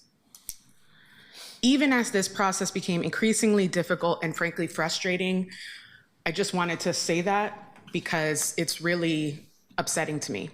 And I want to be clear, because stepping back was not easy and it should not have been necessary. The fact that Samir was willing to do so anyway speaks volumes about his character and his leadership. He put the city first when others were focused on positioning, procedure, protecting their own comfort, and for that, he deserves real appreciation and respect. And I also want to be transparent about how frustrated I am, because this process didn't need to unfold that way. The prolonged deadlock, the repeated deflections into technicalities, the unwillingness to engage directly with the merits of leadership has been a disservice to our constituents. We keep talking about what our constituents are feeling, but I think the message that people are trying to send to our constituents is the wrong one, that we're a mess. No, we're a mess to them, not just for us. And that's what's upsetting. And that's why I am upset that Councilor Canal is not going to be president, because he did it for them. Portlanders are watching us, and they deserve better than a council that appears unwilling or unable to make decisions about its own leadership. I want to acknowledge my colleague, Jamie Dunphy. Jamie represents District 1 alongside me. I know his commitment to our communities. I see it every single day. I am so impressed with the way that he's shown up for our district. And I respect his willingness, although begrudgingly, to step forward in a moment when this body clearly needs a resolution and some stability. But I want to say this plainly. Leadership moments like this are very revealing. They show us who is willing to absorb discomfort for the sake of the institution and who is not. Councilor Canal demonstrated that willingness today and throughout this week. He modeled what it looks like to put the city first, even at great personal cost, and you know that I know how that feels. You know I know how that feels. As we move forward, I really hope that we do so with that example in mind. This council needs leadership that prioritizes the city over our ego, accountability over avoidance, and integrity over gamemanship. And I see my colleagues shifting in their seats, and guess what? It's going to get more uncomfortable, because there's a lot of repair work that has to happen, and we're about to go into strategic planning. Lord help us. So I know people are uncomfortable. I'm also uncomfortable. I'm angry, I'm frustrated, and I know that is reflected for different reasons across this dais. And I hope everybody holds themselves accountable for moving forward today with some integrity and respect for our constituents. And that is what I think Councilor Canal did. And I'm grateful that Councilor Dunphy, I believe he will do so in his leadership as well. Thank you. Thank you, Councilor. Councilor Clark. Thank you, Council President. I'm not angry. I'm frustrated. I would like to say a few things before the next vote, knowing that I don't usually speak very much. I just want to thank our council president again. She's been my preferred candidate all through this thing. She has done yeoman's work, let me remind you, as our first council president. I don't think anybody else could have done this job the way she has done it. I certainly would have not had the same grace or patience or poise that she's exhibited. So thank you so much for, even now, for conducting these meetings under such duress. I really appreciate it. I want to say to Councilor Smith, you are the one person here that I have known the longest. We go back way far, and I don't think there's anybody here that works as hard as you do, that masters the numbers the way you do, and how much I appreciate your dogged determinism. You are nothing but tenacious, and in a smart way, particularly when it comes to budget, and I appreciate that you dig in on that.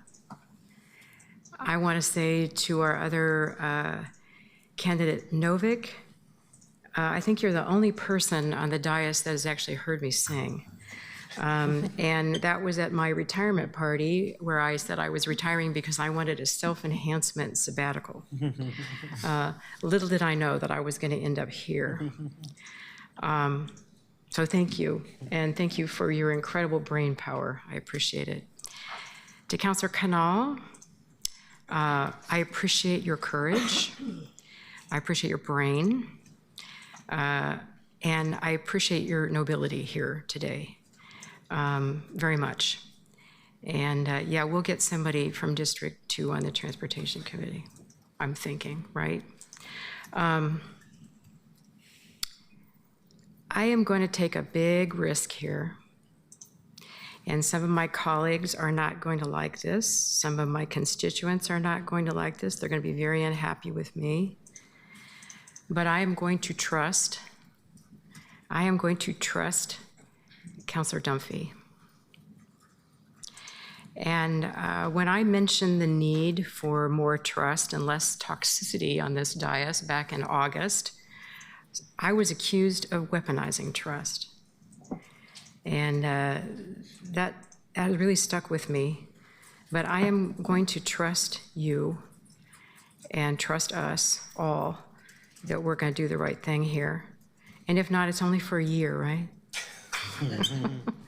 Only takes 9 of us to kick us out. I'll vote first. Well, I appreciate your reluctance and what we have worked together, and I appreciate the way you show up. I think it's really important. And we have actually some commonalities in our background that bring us here, and I appreciate that. With that, I'll close. Thank you, Counselor. Counselor Koyama Lane. I promise I'll be quick. I know it might be surprising, but I do want to finish by thanking Council President for your service for this first year. I know you've given up a lot. I know it's been a lot of bedtimes and sports games you've missed, and you've stepped into this role, just crying a lot today, during this really hard time, this really uncertain time. And there's been a lot of public scrutiny, and it's required real commitment and resilience, and you have shown that. And I haven't been perfect, and we haven't been the perfect team. And there's some things I think we tried really hard at. And I do appreciate the time, care, and labor you've invested in helping council work to find our footing. I appreciate your support for Councilor Dunphy. I am really excited about the idea of having a council president from District 1. And my last thought is, Novik, as you're talking about airing grievances and speaking openly, which I support, I also do think maybe that could also be called a retreat.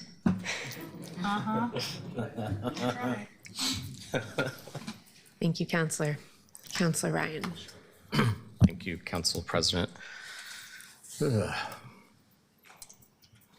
think sometimes I'm the last to know. There was something that came out this morning. What was that Samir, you were showing me from Rose City, what? Rose City Reform. Rose City Reform. Shout out to Maya Harris. So I have the distinct pleasure of being the 11-1, being on the one side. I'm not proud of that as much as I think that we're supposed to be independent, nonpartisan, and vote our consciousness. I think this is a complicated vote for me, and so I'm going to ask you a few questions, Councilor Dunphy, because I had probably the highest expectations for you, and it may be for us working together. And I found that your campaign and how you serve to be the biggest contrast that I've experienced. I was hoping for more independence, more nonpartisanship from you. And then there's been a couple votes that I want to ask you questions about. Can you once again answer why you thought it was not a good idea to meet as a whole, free from talking points, and transparently discuss the priorities that we have for our city? You're one of 2 no votes. Councilor Novik's was quite different than yours. He explained it just wouldn't go well. And so I could really understand his vote. I think our job is to try. And so I think that I'm always going to be an optimist about a practice that is such a sage practice for all bodies across the country that do this. You were against it. Could you please explain why? Absolutely. I voted as one of 2 votes against the strategic retreat. I think that I have been through many strategic retreats in my capacity as a volunteer with nonprofits and my staff roles. I don't believe it will work well in this body. I don't think that outside of agreeing that the 5 service areas that we have common values or common ideas of what our priorities will be. And further, I'm not clear what we do with that information when we have it, besides use it as a tool to tell our colleagues that's not a priority, that you can't do that right now, that I won't make a principled vote against, I don't know, Councillor Green's hot dog initiative, because it's not called out by our priority setting exercises. I will be voting for the hot dog thing, don't get me wrong. But I'm saying that to use it as an excuse because we had a retreat, we were facilitated, and for somebody on this body to be able to say, well, we all agreed what the priorities were, your priority isn't there. I think we have a priority setting exercise. I think we are doing it. And I think that we are about to do it in the form of determining what our committees are comprised of. I think that the work of this body is supposed to be going through those committees, and that should be the filter for me of where that is. And I think that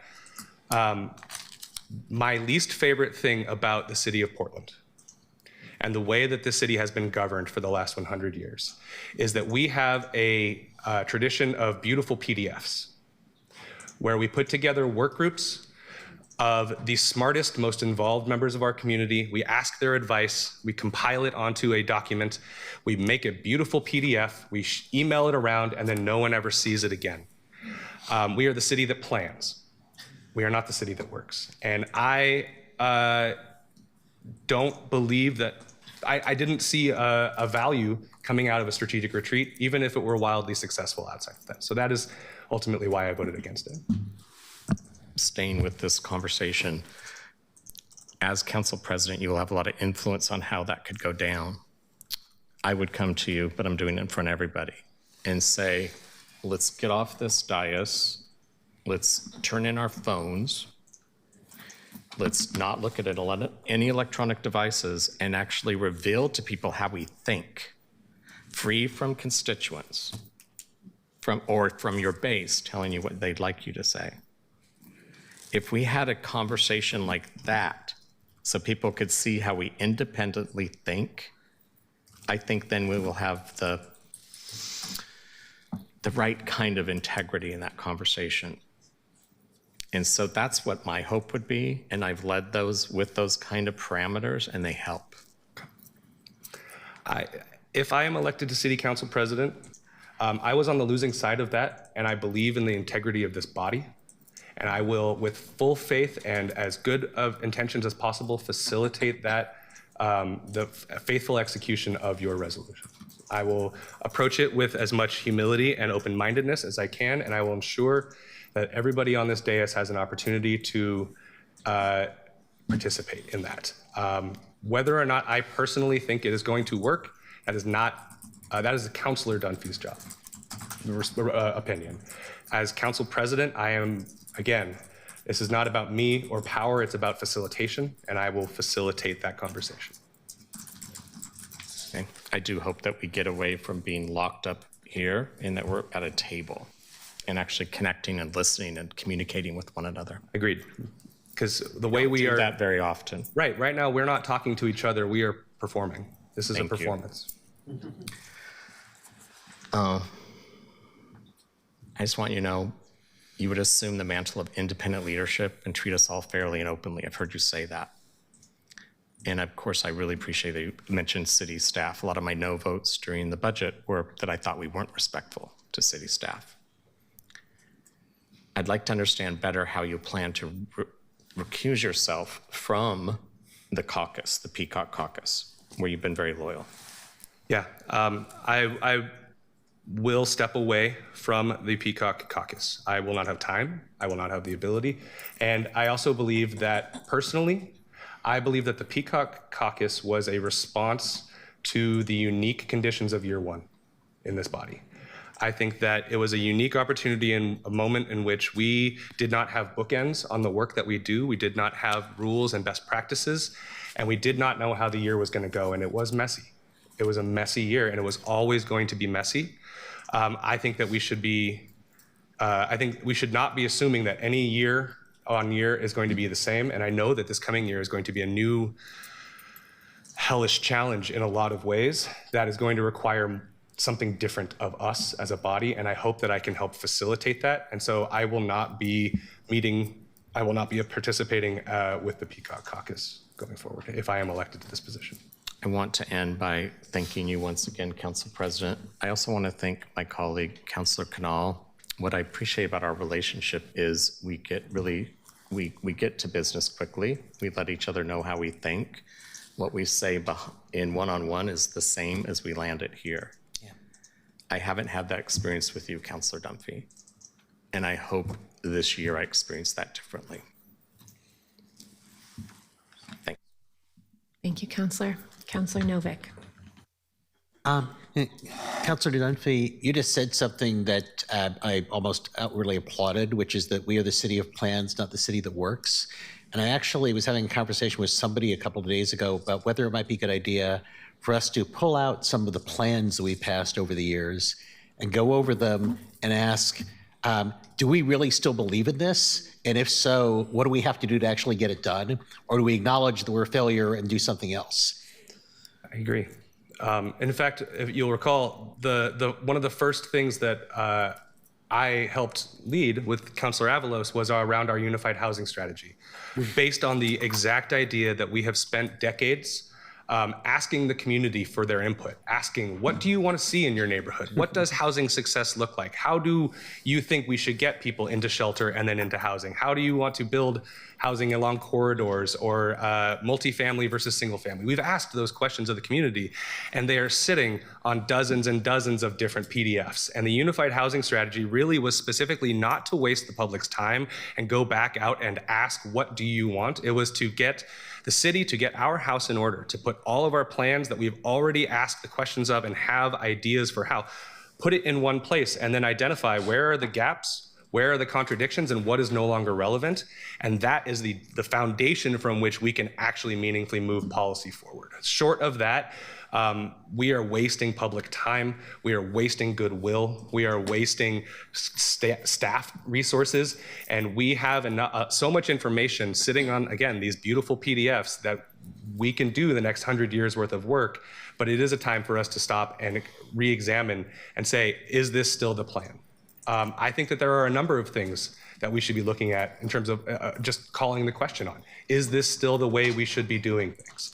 And I think that's true of all things broadly. We should be asking, but I think that there are a number of things, how we pay for our parks structure, how we have these serial parks levies. That's not sustainable, right? What is the role of civic life going forward when it's sort of been diminished and still has a title? How are we going to properly protect ratepayer dollars versus taxpayer dollars when we are also having a public works bureau that is including parks and PBOT? And how do we make sure we get most efficiencies out of that? And then more than anything also, we need to understand what our priorities are, because we are about to have an awful budget cycle. And we need to understand what have we already said we're going to do? What have we promised? For example, last night, the Park Rose Heights Neighborhood Association told us that the Parks Department since 2020 has been promising to provide chips. And since 2020, every time they bring the truck out, it's too soggy and they just don't. Little things like that where we've already made the promises, we should double down on that, and we should go back and not just have these lingering hurt feelings sitting in different places, excuse me.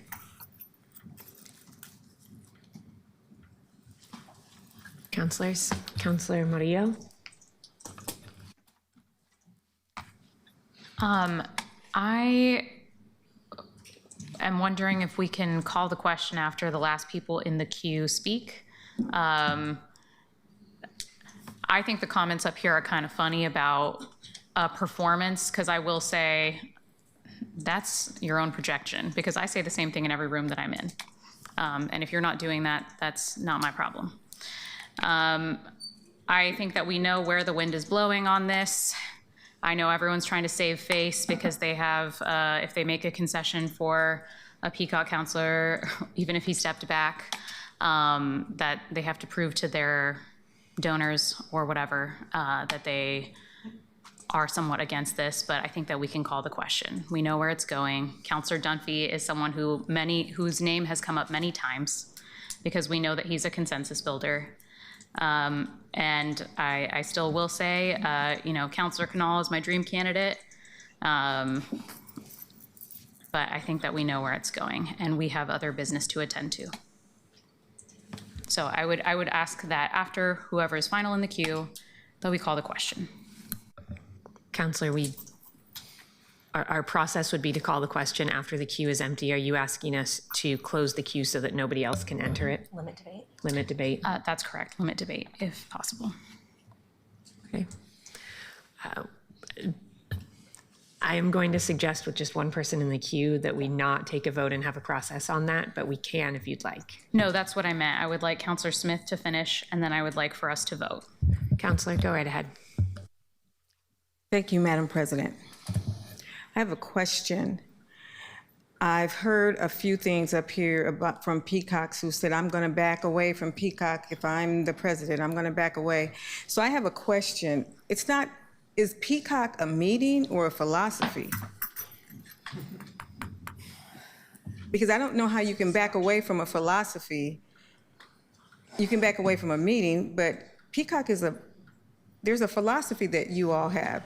So are you saying you're going to back away from that? No, I would not.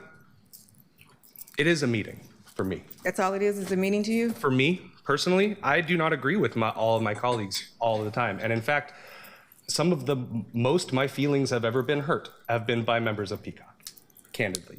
Some of the least pleasant conversations I've had have been with members of Peacock. For me, it was an organizing tool to meet and help us make sense of what this year was. It was a meeting for me. It was not a philosophy. I don't think that I have disagreed. As I said earlier in my speech, I have always approached this work with identifying my values of what I stand for and being willing to compromise on anything that isn't on that list, to being open and ready to vote with the person I disagree with the most on this council and to vote against my closest friends. Philosophically, that is how I've always approached the work. I think if you look at my record, I have voted against with the Peacock team a number of times. And I will note that most of our things we vote for broadly as a body come out unanimously or near unanimously. And there have been some meaningful times in which I have come out differently and or voted differently on things. So that is my intention. Is mostly I will step away from the meetings, from the effort to coordinate. What did you vote against? I signed on to the IPR AFSCME resolution. I voted against a number of my colleagues' budget amendments. I voted with Councilor Zimmerman on the nomination for the Portland Street Response Committee and removing the individual that he did not want. I believe there's a couple of others. And just so that you know, a lot of constituents believe that Peacock is a philosophy and not a meeting. It's just a place where you are able to discuss your philosophy. And going forward, there is going to have to be work done if you are the president to make sure that folks know that it's not just a meeting, or it is just a meeting to you, not necessarily a philosophy. Absolutely. And I would say that,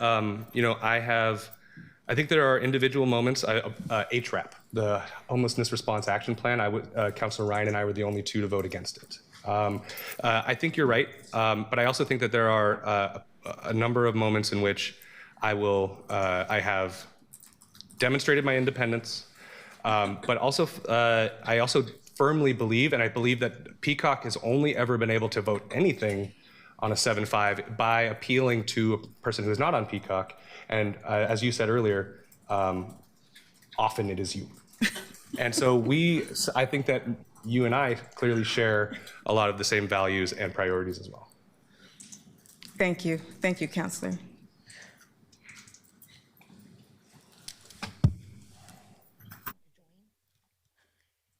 Colleagues, seeing no one else in the queue, any final words, Counselor? Okay. I will ask Keelan to call a vote.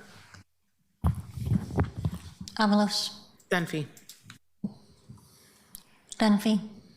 Reluctantly, Dunphy. Smith. Steve. Canal. Dunphy. Ryan. Novak. Quayamaline. Dunphy. Murillo. Dunphy. Novick. I appreciate my colleagues who voted for me. It seems clear that Councilor Dunphy is going to be president, and I really look forward to working with him, as I was look forward to working with Councilor Canal or Councilor Smith or Councilor Purtle-Guinea for another year. I choose right now, and even though I know she's not, she said she was drawing as a candidate, but her name was still placed in nomination. So in gratitude for her last year of service, I vote for Alana Purtle-Guinea. Clark. Oh, you made that hard. Dunphy. Green. Dunphy. Zimmerman. Dunphy. Purtle-Guinea. Dunphy. Councilor Purtle-Guinea receives 1 vote. Councilor Novick receives 2 votes. Councilor Dunphy receives 9 votes and is elected council president.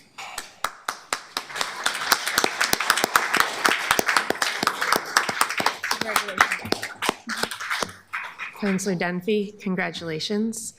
In a moment, we're going to move into a brief recess so that you can get a new binder and some things together before presiding over a vote for vice president. I want to say thank you first to my colleagues, though, and I'm teary now from what you said, Councilor Novick, and I did not intend to be teary right now. I'll take that up with you later. I want to thank you all for the opportunity to lead this year and the opportunity to work with each one of you from this role. This has been a challenging year for our city. And to have a year like this with the outside pressures that we had while we are forming a new body, that tests people. And we have all been tested. And I think that despite what Portlanders have seen over this last week, despite the differences that have been aired and the things that have been said, for the most part, we withstood that test. We met the moment. And we did it in many cases with unanimity in our vision and our drive for Portlanders. Thank you all for letting me lead during this moment. And I look forward to the opportunity to work on more policy with each of you, since I will have more time to actually move a policy agenda this coming year, which I very much look forward to. Councilor Dunphy, congratulations. My team has a binder for you for the next steps today, and they are waiting to get it to you. How long of a recess would you like to prepare? You want a half an hour? I could use 15 minutes. 15? Okay, I will recess us for 15 minutes. We will be back here at 1:45.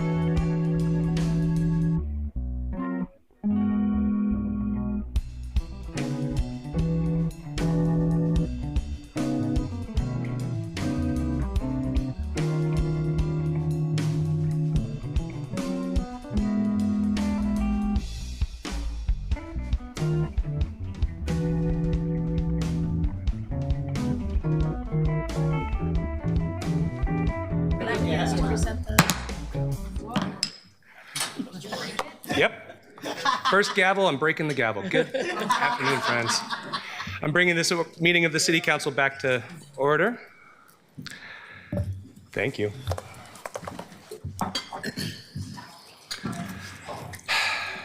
Colleagues, I'm going to take a moment just to say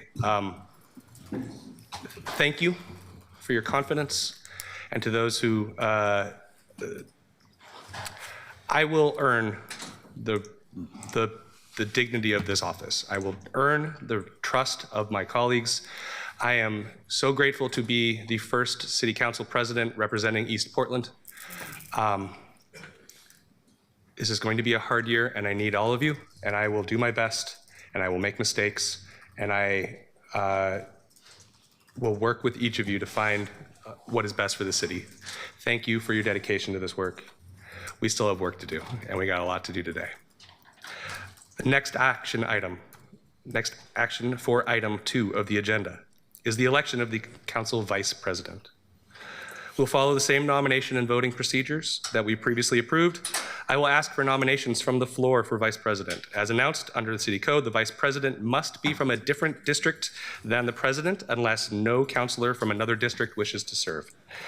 If you would like to be recognized to make a nomination, please raise your hand in the Zoom, and I will call on councilors in the order that they are received.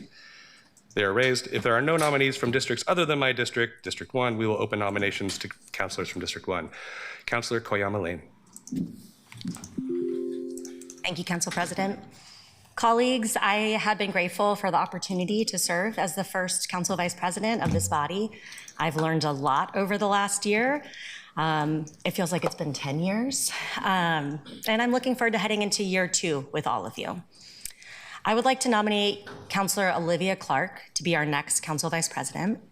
I do so with respect for her leadership, her professionalism, and her commitment to collaborative governance. I've enjoyed serving on the Transportation and Infrastructure Committee, which she leads, alongside Councilor Murillo, and I've valued her voice on the Governance Committee. With Councilor Jamie Dunphy now being Council President Jamie Dunphy, I believe that Councilor Clark would be a strong and steady partner. She's also someone who's a strong proponent of strategic planning and retreats. Councilor Ryan, gotta remember that. I think JD. And I also am excited about there being possibly the idea of leadership coming from districts 1 and 4. And I think that those would be 2 leaders that would help ensure that this council works collaboratively and collectively for the whole city. Thank you. Thank you, Councilor Koyama Lane. Councilor Clark, before I turn to you to give some remarks about that, I want to get through the rest of the hands in the queue and see if there are other nominees. Councilor Canal. Thank you, Council President. I just wanted to ask a question and then I'll have a comment. Councilor Koyama Lane, Vice President, does that mean that you are not standing for re-election? That is correct. Okay, well then I want to take the chance to thank you for your service to the body, for the dignity that you have brought, the commitment you have made to our personal relationships, the effort you have put in to get us to care about them as much as you do, and the incredible organizing work you have done to coordinate this council's federal response over the last year. Whatever anyone out there has seen Councilor Koyama Lane do, you have not seen the half of it, because so much of it has been behind closed doors. And I appreciate you as a colleague, as a vice president, and of course as a friend. I just wanted to take the chance to do that. And I hope that you know exactly how much you're appreciated, not only in this room, but in this city. Thank you. Councilor Murillo. I wanted to take the opportunity to do the same. Councilor Koyama Lane, I think that you've done a lot of invisible labor behind the scenes to help broker relationships between people, work that you shouldn't have had to do, and to handle our federal response. And I saw how you coordinated with immigrants' rights groups and just your deep connections to communities, knowing that your family is directly tied to people who faced internment camps and everything. You understand this moment, and your community understands this moment better than most. And so the way that you responded to it was deeply human and personal. And I'm excited to see what Tiffany Unleashed looks like. And same with Councilor Purtle-Guinea. I'm kind of excited to see how we get to team up on new things now that you don't have to be neutral as much or, in that role with those constraints. Grateful to both of you for your service. And I have more questions for Councilor Clark as Vice President nominee. Colleagues, there are no one else in the queue to make nominations. Oh, Councilor Novick, are you making? Sorry, I reiterate everything everyone has said about Vice President Kyama-Lane. I just want to note that I think that her last act as Vice President was to give me lunch, which I neglected to arrange for, so I really, really appreciate that. Councilor Smith. Thank you, Mr. President. I have to think about that for a second. Congratulations. I didn't hear who was nominated. Is it just one person nominated? Yeah, Councilor Clark. Okay. Thank you for recognizing me, and I just want to thank my colleagues for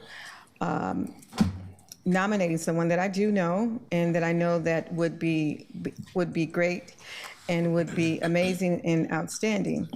And so I want to go back to a couple of things that I think I would be uniquely qualified to say. We just had a president's election again, and there was a lot of question about race and all of that thing and back and forth, but we still have not got to the point where we can elect a person of color in an underserved place for president. We are still in that same space when we have more people of color on this council than not. And so if we're really going to be intentional about things, then I think that we need to be intentional about those things. So I would like to put forward Candace Avalos as a vice presidential. No, thank you. Councilor welcome. Avalos has been nominated. Councilor Canal. I just wanted to take a chance to ask two questions. One of... Oh, Kim. Just as a reminder, under the city code that's been adopted and the rules that we're using, the vice president must be from a different district than the president, unless no councilor from another district wishes to serve. Thank you. Yeah, that's right. I was trying to say that in addition to having folks like my District 1 colleague who have been very calm and looking for ways in which to partner, that I also think that we need to be intentional. We need to be intentional about what we're doing. And if any of us folks of color up here are thinking about going into leadership in any kind of way, we're going to need everybody to support us. And so as you saw, there were many people who were in the presidential, but we just couldn't get there. So we had a compromise candidate, and in doing so, we're still being underserved on this board of folks. But congratulations, I tried, Candace, but maybe next time. Thank you. Councilor Smith, thank you. Councilor Canal. I'm not sure if it's the right time. Has Councilor Clark accepted? No, still- Okay, then I'll still wait. taking nominations. I'll come back in the queue Okay. after that response. Councilor Clark, seeing nobody else in the queue for nominations, would you like to have some remarks? Sure. Thank you very much, Council President. You're going to wear it well, not to worry. Thank you, Councilor Kyama-Lane. You're still Vice President Kyama-Lane. It's been a pleasure to serve with you, particularly on Governance Committee. It's one committee I think all of us agree that we really like to go there. We really enjoy the process, and you've offered tremendous leadership there. Really, really appreciate it. And I think just getting to know you over the past year has been a joy. So thank you for nominating me.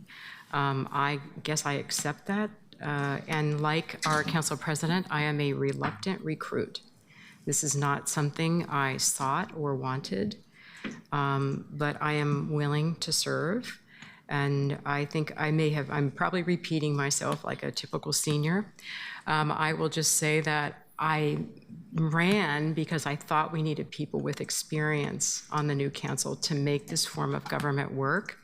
That's my goal, is to make this form of government work, to do what's right for our city.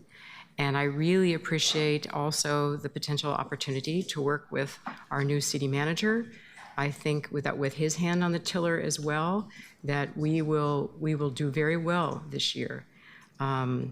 And I appreciate the fact that he spoke to us in Governance Committee about prioritizing and strategic planning, which we may not agree with, or agree between you and I, Council President.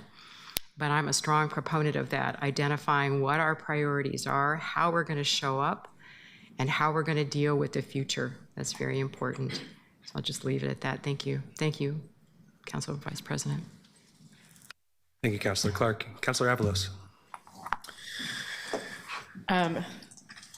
Thank you, Councilor Smith, for your gesture. I think what you were talking about is symbolic, and I think that does matter to say. And I will say, I mean, obviously, I think Councilor Dunphy and I, President Dunphy and I would make a great team, because we already do, and we do on our housing committee.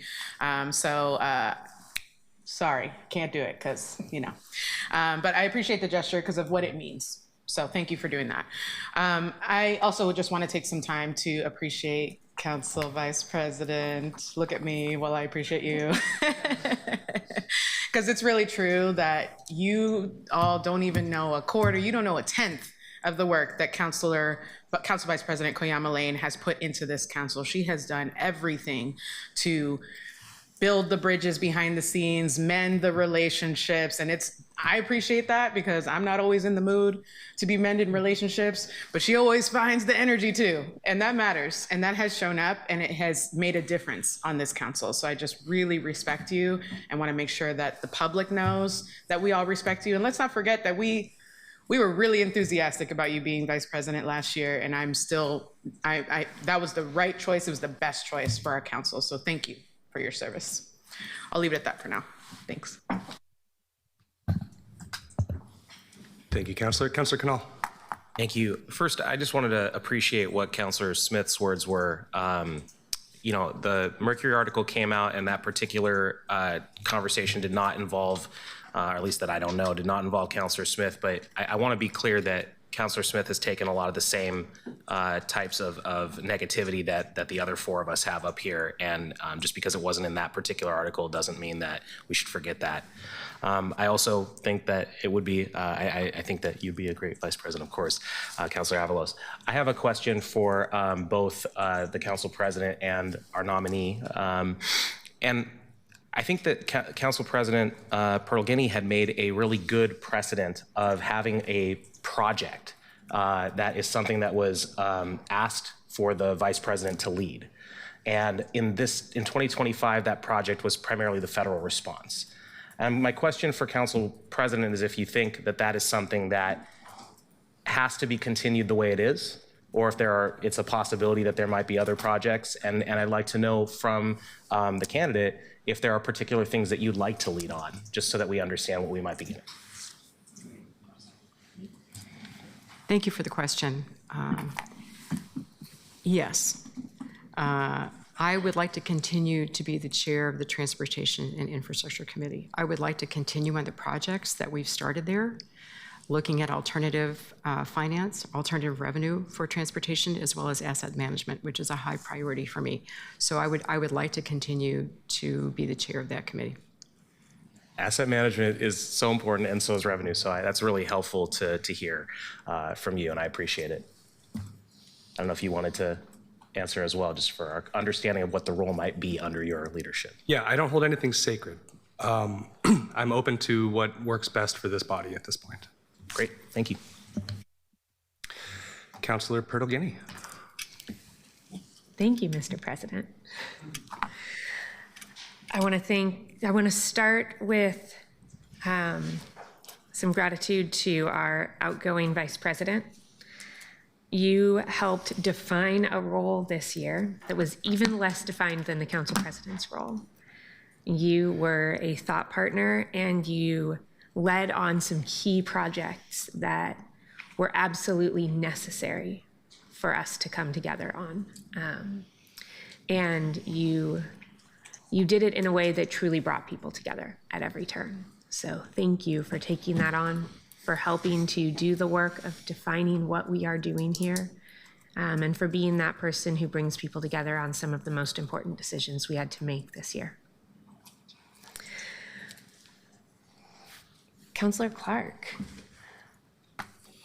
I have known you to be somebody who is focused on some of the most forgotten and most important work that we have at the city. Councillor Canal beat me to getting you to say the words asset management. But when people talk about the delivery of core services in a way that ensures that we can actually serve every Portlander, there are things that aren't exciting, aren't flashy, but are absolutely necessary that you lean into. And I think that that is often overlooked and often the most important work we can do to really, truly ensure that we are reaching everybody in our community. I think that you bring a wealth of relationships, a wealth of knowledge of how things work, not only in our city, but in the state. And the way that you and Council President Dunphy go about doing your work, I think would complement each other very well, actually. I think you are both focused on those things that are often overlooked, but you also both bring in different people to the work.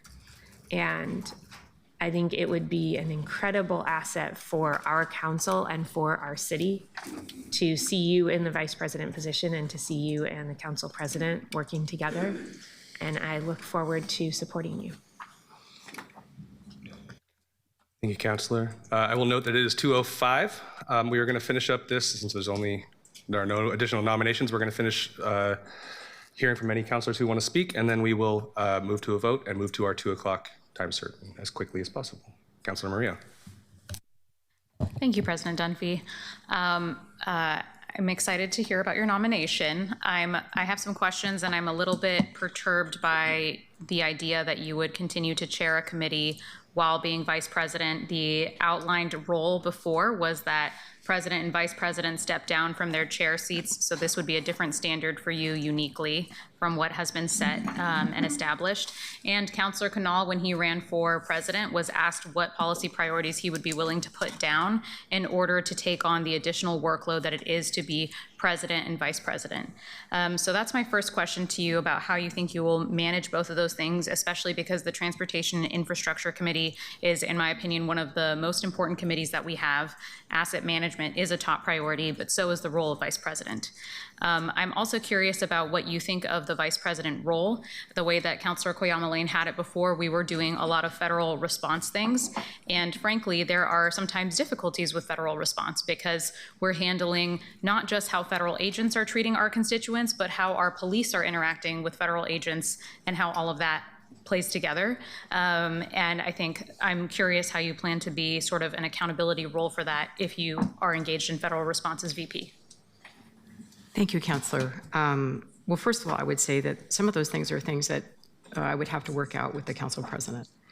We would have to find some accord, and I think we can do that. As far as the committee, I think I would drop the other committees. I wouldn't be on arts, and I'm thinking I wouldn't be on arts and economy, and I would no longer be on governance. And I think that as she was vice president, Councillor Koyama Lane was chairing governance, so she was chair. There is a precedent there. I would love to have a conversation with President Dunphy about keeping Councillor Koyama Lane in that position with federal relations. I think she's done a great job, and that's a conversation we should have, because I'm not interested in that. I mean, I am in the big picture, but I'm not interested in the hands-on of that role. But that's something I think we're going to have to work through. But there's a lot of things we're going to have to work through, and if I am elected and I'm working with Councilor Dunphy, President Dunphy, I hope we do more than rock, paper, scissors, and or arm wrestling, because you know I'll win. I do work out. But I think those are great questions, but I would like to maintain just that one committee and see if we can't work something else out on the federal side. I see Councillor Koyamalane's concerned face about having to maintain the federal role outside of being vice president.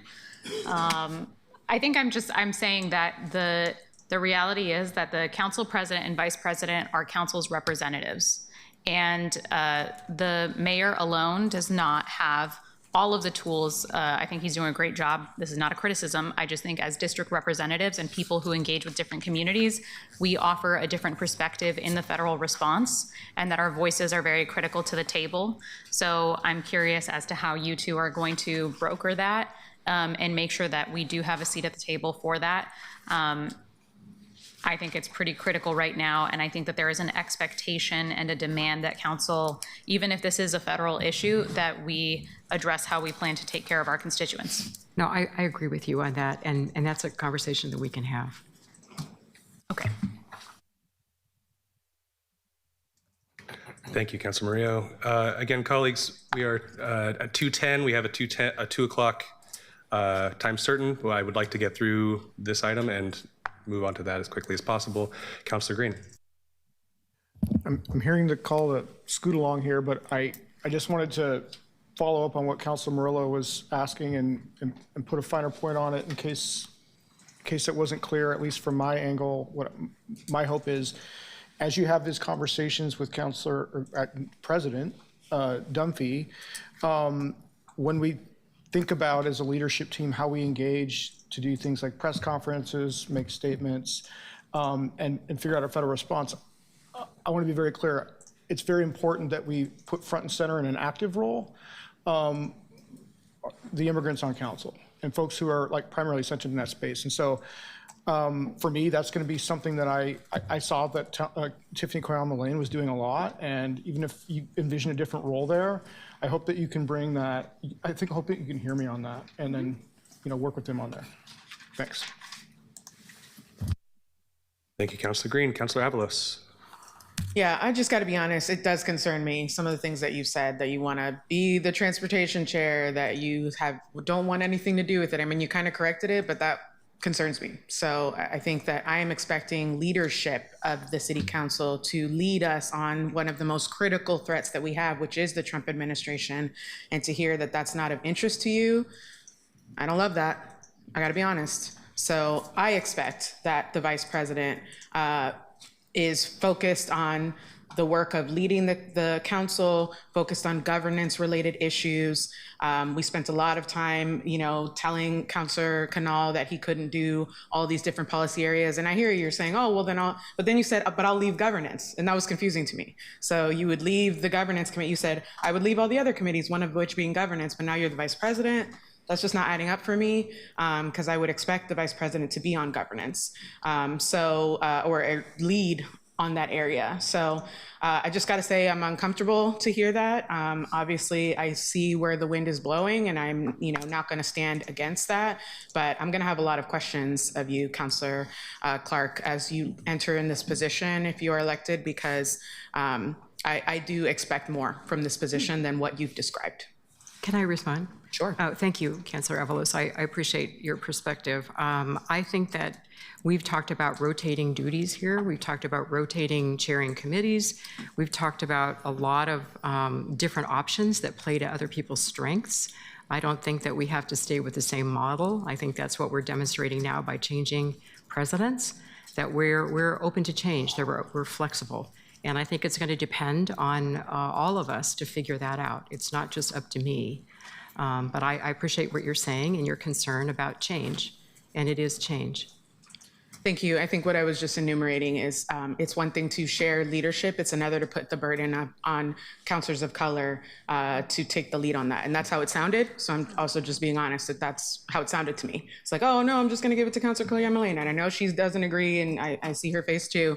But that's just how it came off. And because I represent these communities in particular, I have to flag that. Thank you. I apologize, that wasn't my intent. Thank you, Councilor Avalos. Councilor Cleyama Lane. I want to clarify, that is not why I was making that face. First, I do want to say that I will give any support and that you need, or whoever ends up in this seat, in terms of giving information, knowledge, what I've learned in this role. And that's actually a question that's something that former Council President Fertile Guinea and I have specifically talked about, what that looks like. If the folks on these roles want us to shadow meetings, to share documents, and how we could do that. I think my face, I'll explain my face. I was surprised because we didn't talk about that piece about transportation infrastructure.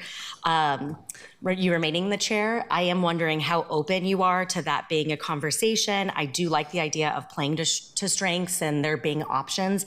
And Council President and I also made this decision so the Vice President could be somewhat of a check on the Council President by being in charge of governance. And either that, or also if we end up moving towards Committee of the Whole, I think Robert's Rules explains that typically the gavel goes to the Vice President in that situation. And so wondering how open you are.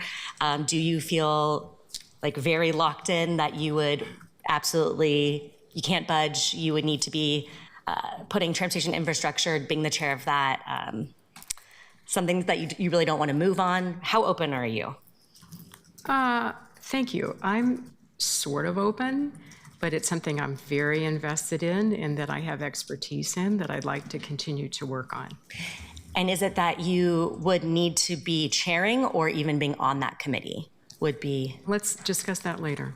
I'd like to discuss that with Council President. Thank you, Councilor. Councilor Canal. Thank you. First, I think I appreciated the other parts of the list that you mentioned, Councilor Clark, about other interests that you have, and I didn't dig into this enough, but I think revenue broadly is something that is probably important enough to require a specialized focus. I'm not saying instead of anything else. I'm just saying it's a high enough priority of an issue, and I'd like to talk about that. If you do end up being the chair or in leadership of transportation and infrastructure or whatever it ends up being named later, I would look forward to continuing to work with you on traffic safety in the context of my role as community and public safety co-chair. And I would love to have that be a topic that comes up as well. I already got what I wanted in the terms of a commitment to have D2 on that committee, so I'm not going to get involved at the moment in the leadership conversation. But I did want to mention one other thing, which is the federal leadership. I actually think it's a good conversation for us to have about what the best way to put a united foot forward on that is, and how the way we organize ourselves behind the scenes on that can help us get to that point. Whether that, I don't think that it has to by necessity be the vice presidential role. And that's really what I was asking without trying to, I didn't want to imply I don't want you to do it. I was just curious about how we get to that point. So I appreciate the answer. I think I agree with what Councilor Murillo was saying in terms of the general statements we've made on the role in the past, and I'm open to having the conversation as well as we go forward. Thank you. Thank you, Councilor. Councilor Novick. Yes, I have an incredibly specific question, Councilor Clark, and asking this in public partly to sort of give people an idea of some of the things that go on, important things that we work on behind the scenes. Councilor Green and I have been joining city staff in mediation discussions with PGE about whether we can come to a mediated resolution of the issue of their proposed transmission line through Forest Park that the council voted against. And tomorrow is the last scheduled mediation, and we might have further ones, but it's supposed to be like a big deal. And Councilor Green and I have been in this kind of weird position where we're the highest ranking city people there, but we're just two random councilors. We aren't really leadership. And if you have, I mean, tomorrow, it's meeting tomorrow, what is it, Councilor Green, between like 9 and 5, and I can't, Councilor Green is going to be there in the morning. I can't because of climate and land use. And I was just wondering if you could make some time tomorrow to be at that meeting. All I could do is look at my schedule. I'm open to that.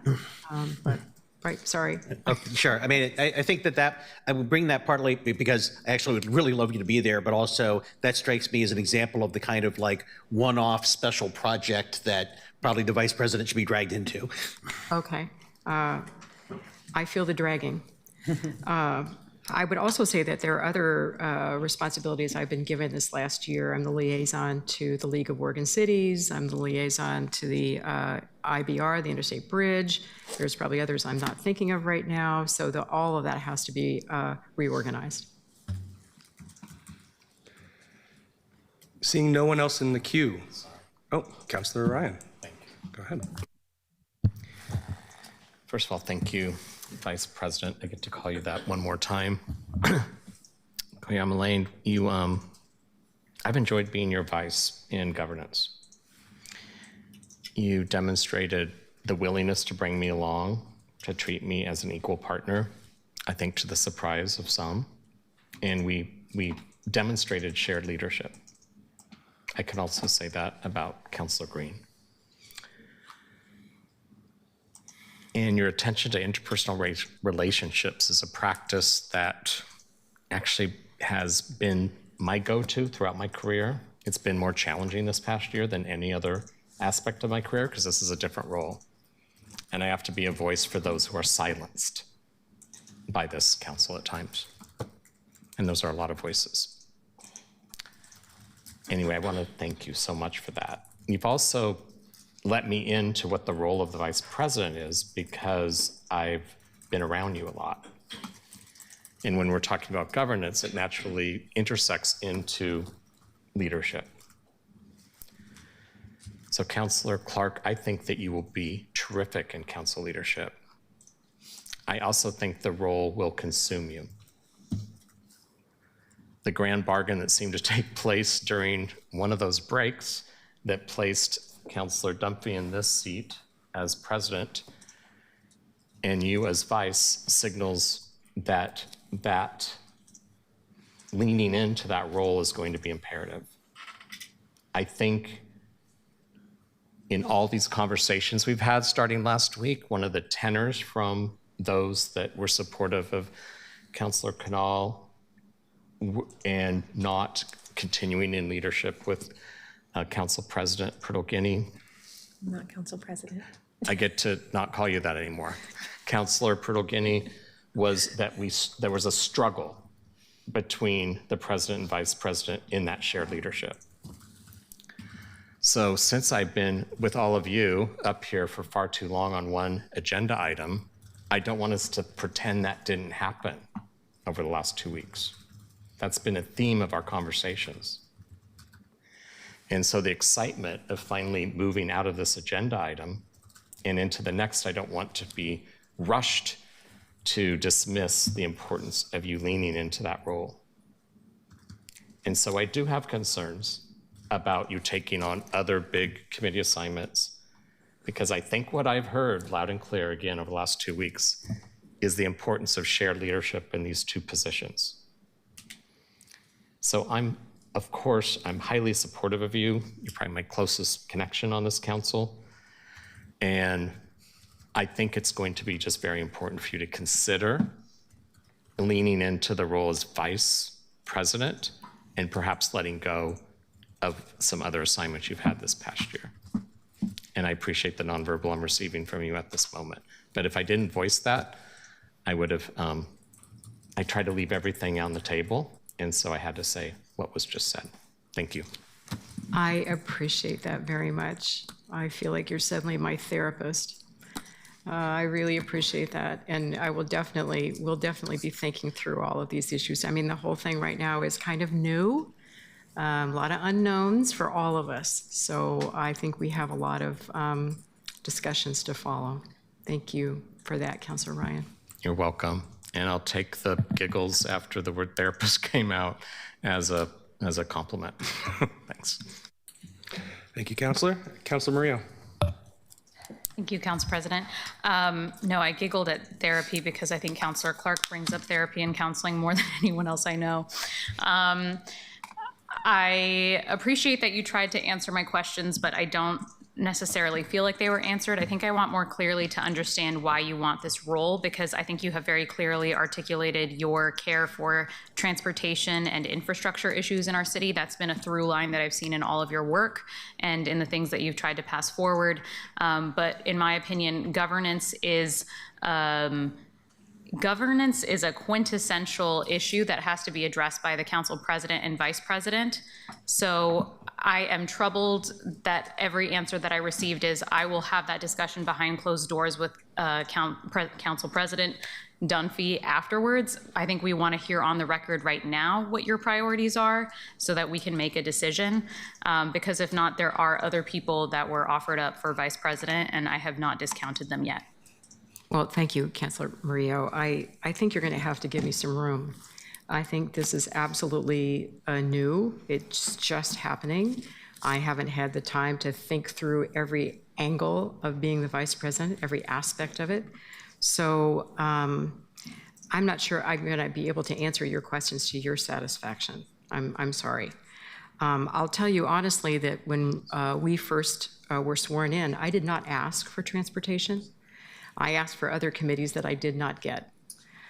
So I subsequently leaned into transportation. And with my background, that made a certain amount of sense.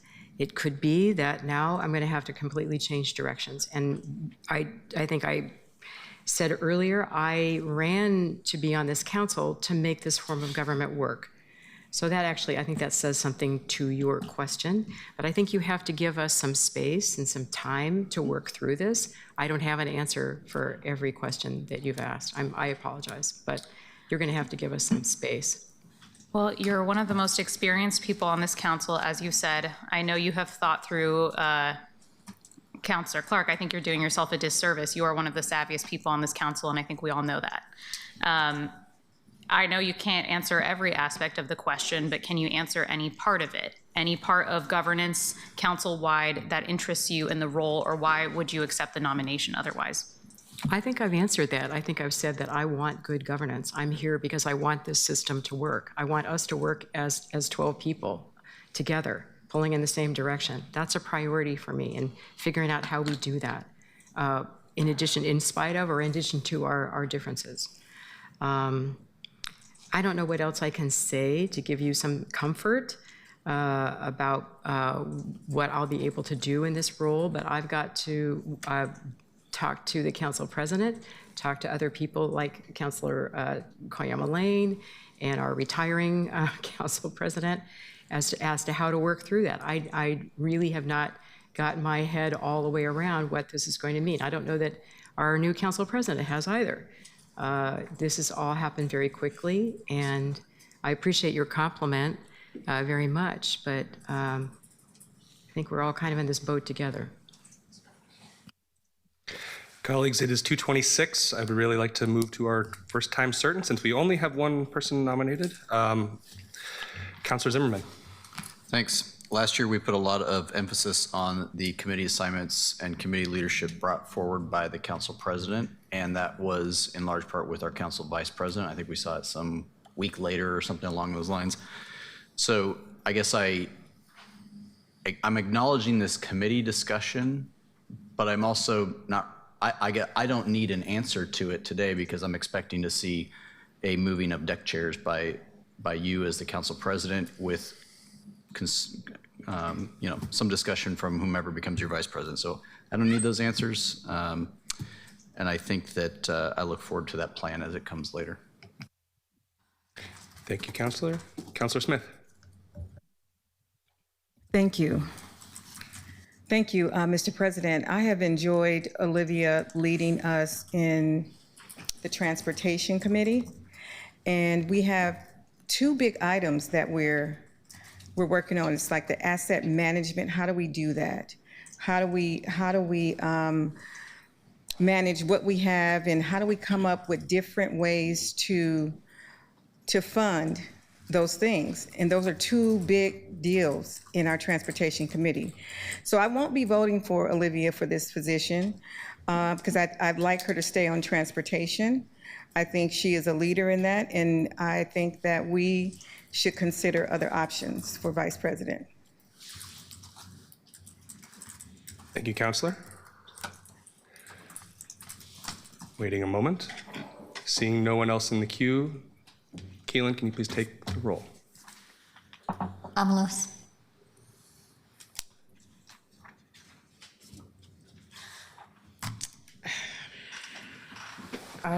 Clark, I guess. Smith. No. Canal. Clark. Myrtle Guinea. Enthusiastically, Clark. Ryan. Clark. Oyama Thanks for stepping up, Clark. Murillo. Clark. Novick. Clark. Clark. Clark. Green. I'm happy to help you with infrastructure stuff. Clark? Zimmerman. Clark? Dunphy. Clark. With 11 votes, Councilor Clark is elected Council President. Council Vice President. Sorry. Congratulations, Counselor Clark. Should we rotate chairs now, or should we run to our 2 o'clock time certain? I think the time certain would be appropriate now. All right, we're going to go to the time certain very quickly right now, and then we will take a brief recess, rearrange the deck chairs, and come back and finish our agenda. Thank you, everybody. Keelan, can you please call our 2 o'clock time certain? Item 2025-483, annex the 5048 Southwest Hilltop Lane property.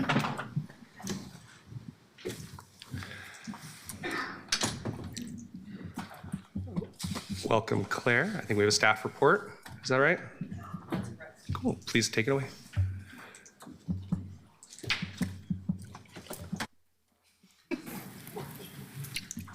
Thank you, Mr. President, Madam Vice President, and councilors. For the record, Claire Adamsick, Council Policy Analyst and staff to the Climate Resilience and Land Use Committee. The ordinance before you, document number 2025-483, was heard in the Climate Resilience and Land Use Committee on December 11th, where it was referred to council without recommendation as to passage. The ordinance approves the property annexation of 5048 Southwest Hilltop Lane as described in Ordinance Exhibit A into the city for the purpose of connecting to city sewer services. The ordinance clarifies that the property will be withdrawn from the Tualatin Valley Fire and Rescue District. It further directs the Bureau of Planning and Sustainability to provide the city auditor with a current list of public utilities, electric cooperatives, and telecommunications carriers in the city for the purpose of filing the ordinance with these entities and with Metro's Boundary Change Office. The full impact statement on this item includes information on economic and real estate development impacts and community impacts and community involvement. No verbal or written testimony was submitted on this item prior to committee action, and that concludes the committee staff summary. Thank you. Thank you, Claire. Councilor Novick, as I believe you're committee chair, anything to report on this? No, nothing to add. Great. And we are not doing a staff presentation at this moment, is that right? Because, yeah, we're in the first reading at the moment. But the presentation was at committee, the Climate Resilience and Land Use Committee. Keelan, has anyone signed up for testimony on this item? No one signed up. Okay. Council, is there any discussion of this item? Councilor Zimmerman. I just had a clarifying question for Claire. Did you say it was passed without recommendation? That's correct. So it was moved out of committee without recommendation as to passage. I can note, and this is on the record, on the video record, that a member of the Climate Resilience and Land Use Committee made the suggestion to move the ordinance to full council without recommendation in order to reserve committee agenda time for a subsequent committee item on that date. Okay. All right. So I guess I'm looking to the to the leadership of the committee. Was there controversy around this item, or was it an administrative, like, let's roll and get it off our docket? Counselor, I wish I had a stronger memory of it, but I think it was the latter. I think it was, let's roll, get it off our docket. I don't recall that there was any complaint about it. Got it. I appreciate that. As being in my district, it's like, usually I know the controversial ones, so I wasn't quite sure how to take that. I appreciate it. Thank you. No further questions. Councilor Pearl-Guinea. I believe this came without recommendation because there wasn't time for a presentation in committee. Is that correct? There was a presentation in committee. I can't remember whether there was a time for a short presentation, but then no real time for discussion. Claire, can you help me? I apologize. Yes, and again, based on being present in the committee meeting, the committee record, the staff did give, as requested by the committee, an abbreviated presentation. As I mentioned, there was no written testimony or public testimony. And again, as far, the committee discussion was limited, yes. And staff are here in the room if there are technical questions, staff from BPS. I think Councilor Canal may have some information, so I'll defer to him and jump back in if needed. Sounds good. Thank you, Councilor Canal. Yeah, thank you. I made the motion to refer without recommendation. What happened was we heard the recommendation. We had an item later on in the agenda for the Parks Levy key performance indicators, and we were going to run out of time for that. And at first, we thought that we could hear that in a different meeting. But then midway through the meeting, staff updated us that this was the only time we could talk about the Parks Levy key performance indicators. And so we had already about to start the presentation. So just to save time so we could talk about something that matters to, very broadly. It was a purely administrative thing. There's no controversy that I'm aware of. Thanks. Thank you. Councilor Novick. I just wanted to say this will not be the first or even the 50th time, and it won't be the last time that I bow to Councilor Canal's superior memory. Thank you. Colleagues, with nobody else in the queue at this moment, I will move this item to a second reading. And with that, I'd like to take a 5-minute. Sorry. Oh, sorry. Sorry, Council Mr. Attorney. At this, you could take a 5-minute recess and reconvene, or we are still in the recessed meeting of January 8th. You could, without objection, adjourn that meeting and carry over the remaining items to the regular 2 o'clock January 14th meeting. That is what I would like to do. Without objection from my colleagues, I'd like to adjourn this meeting and roll the items over to the 2 o'clock January 14th meeting. Is that right? Any objections? Seeing no objections, I will adjourn the meeting. And we will reconvene in 5 minutes. Oh, I'm sorry. I'm sorry. I'm very sorry. We will need a little bit more time to be able to switch the meeting. We will 15 minutes. Okay. Okay. Everybody, please be back here at 2:50. Thank you.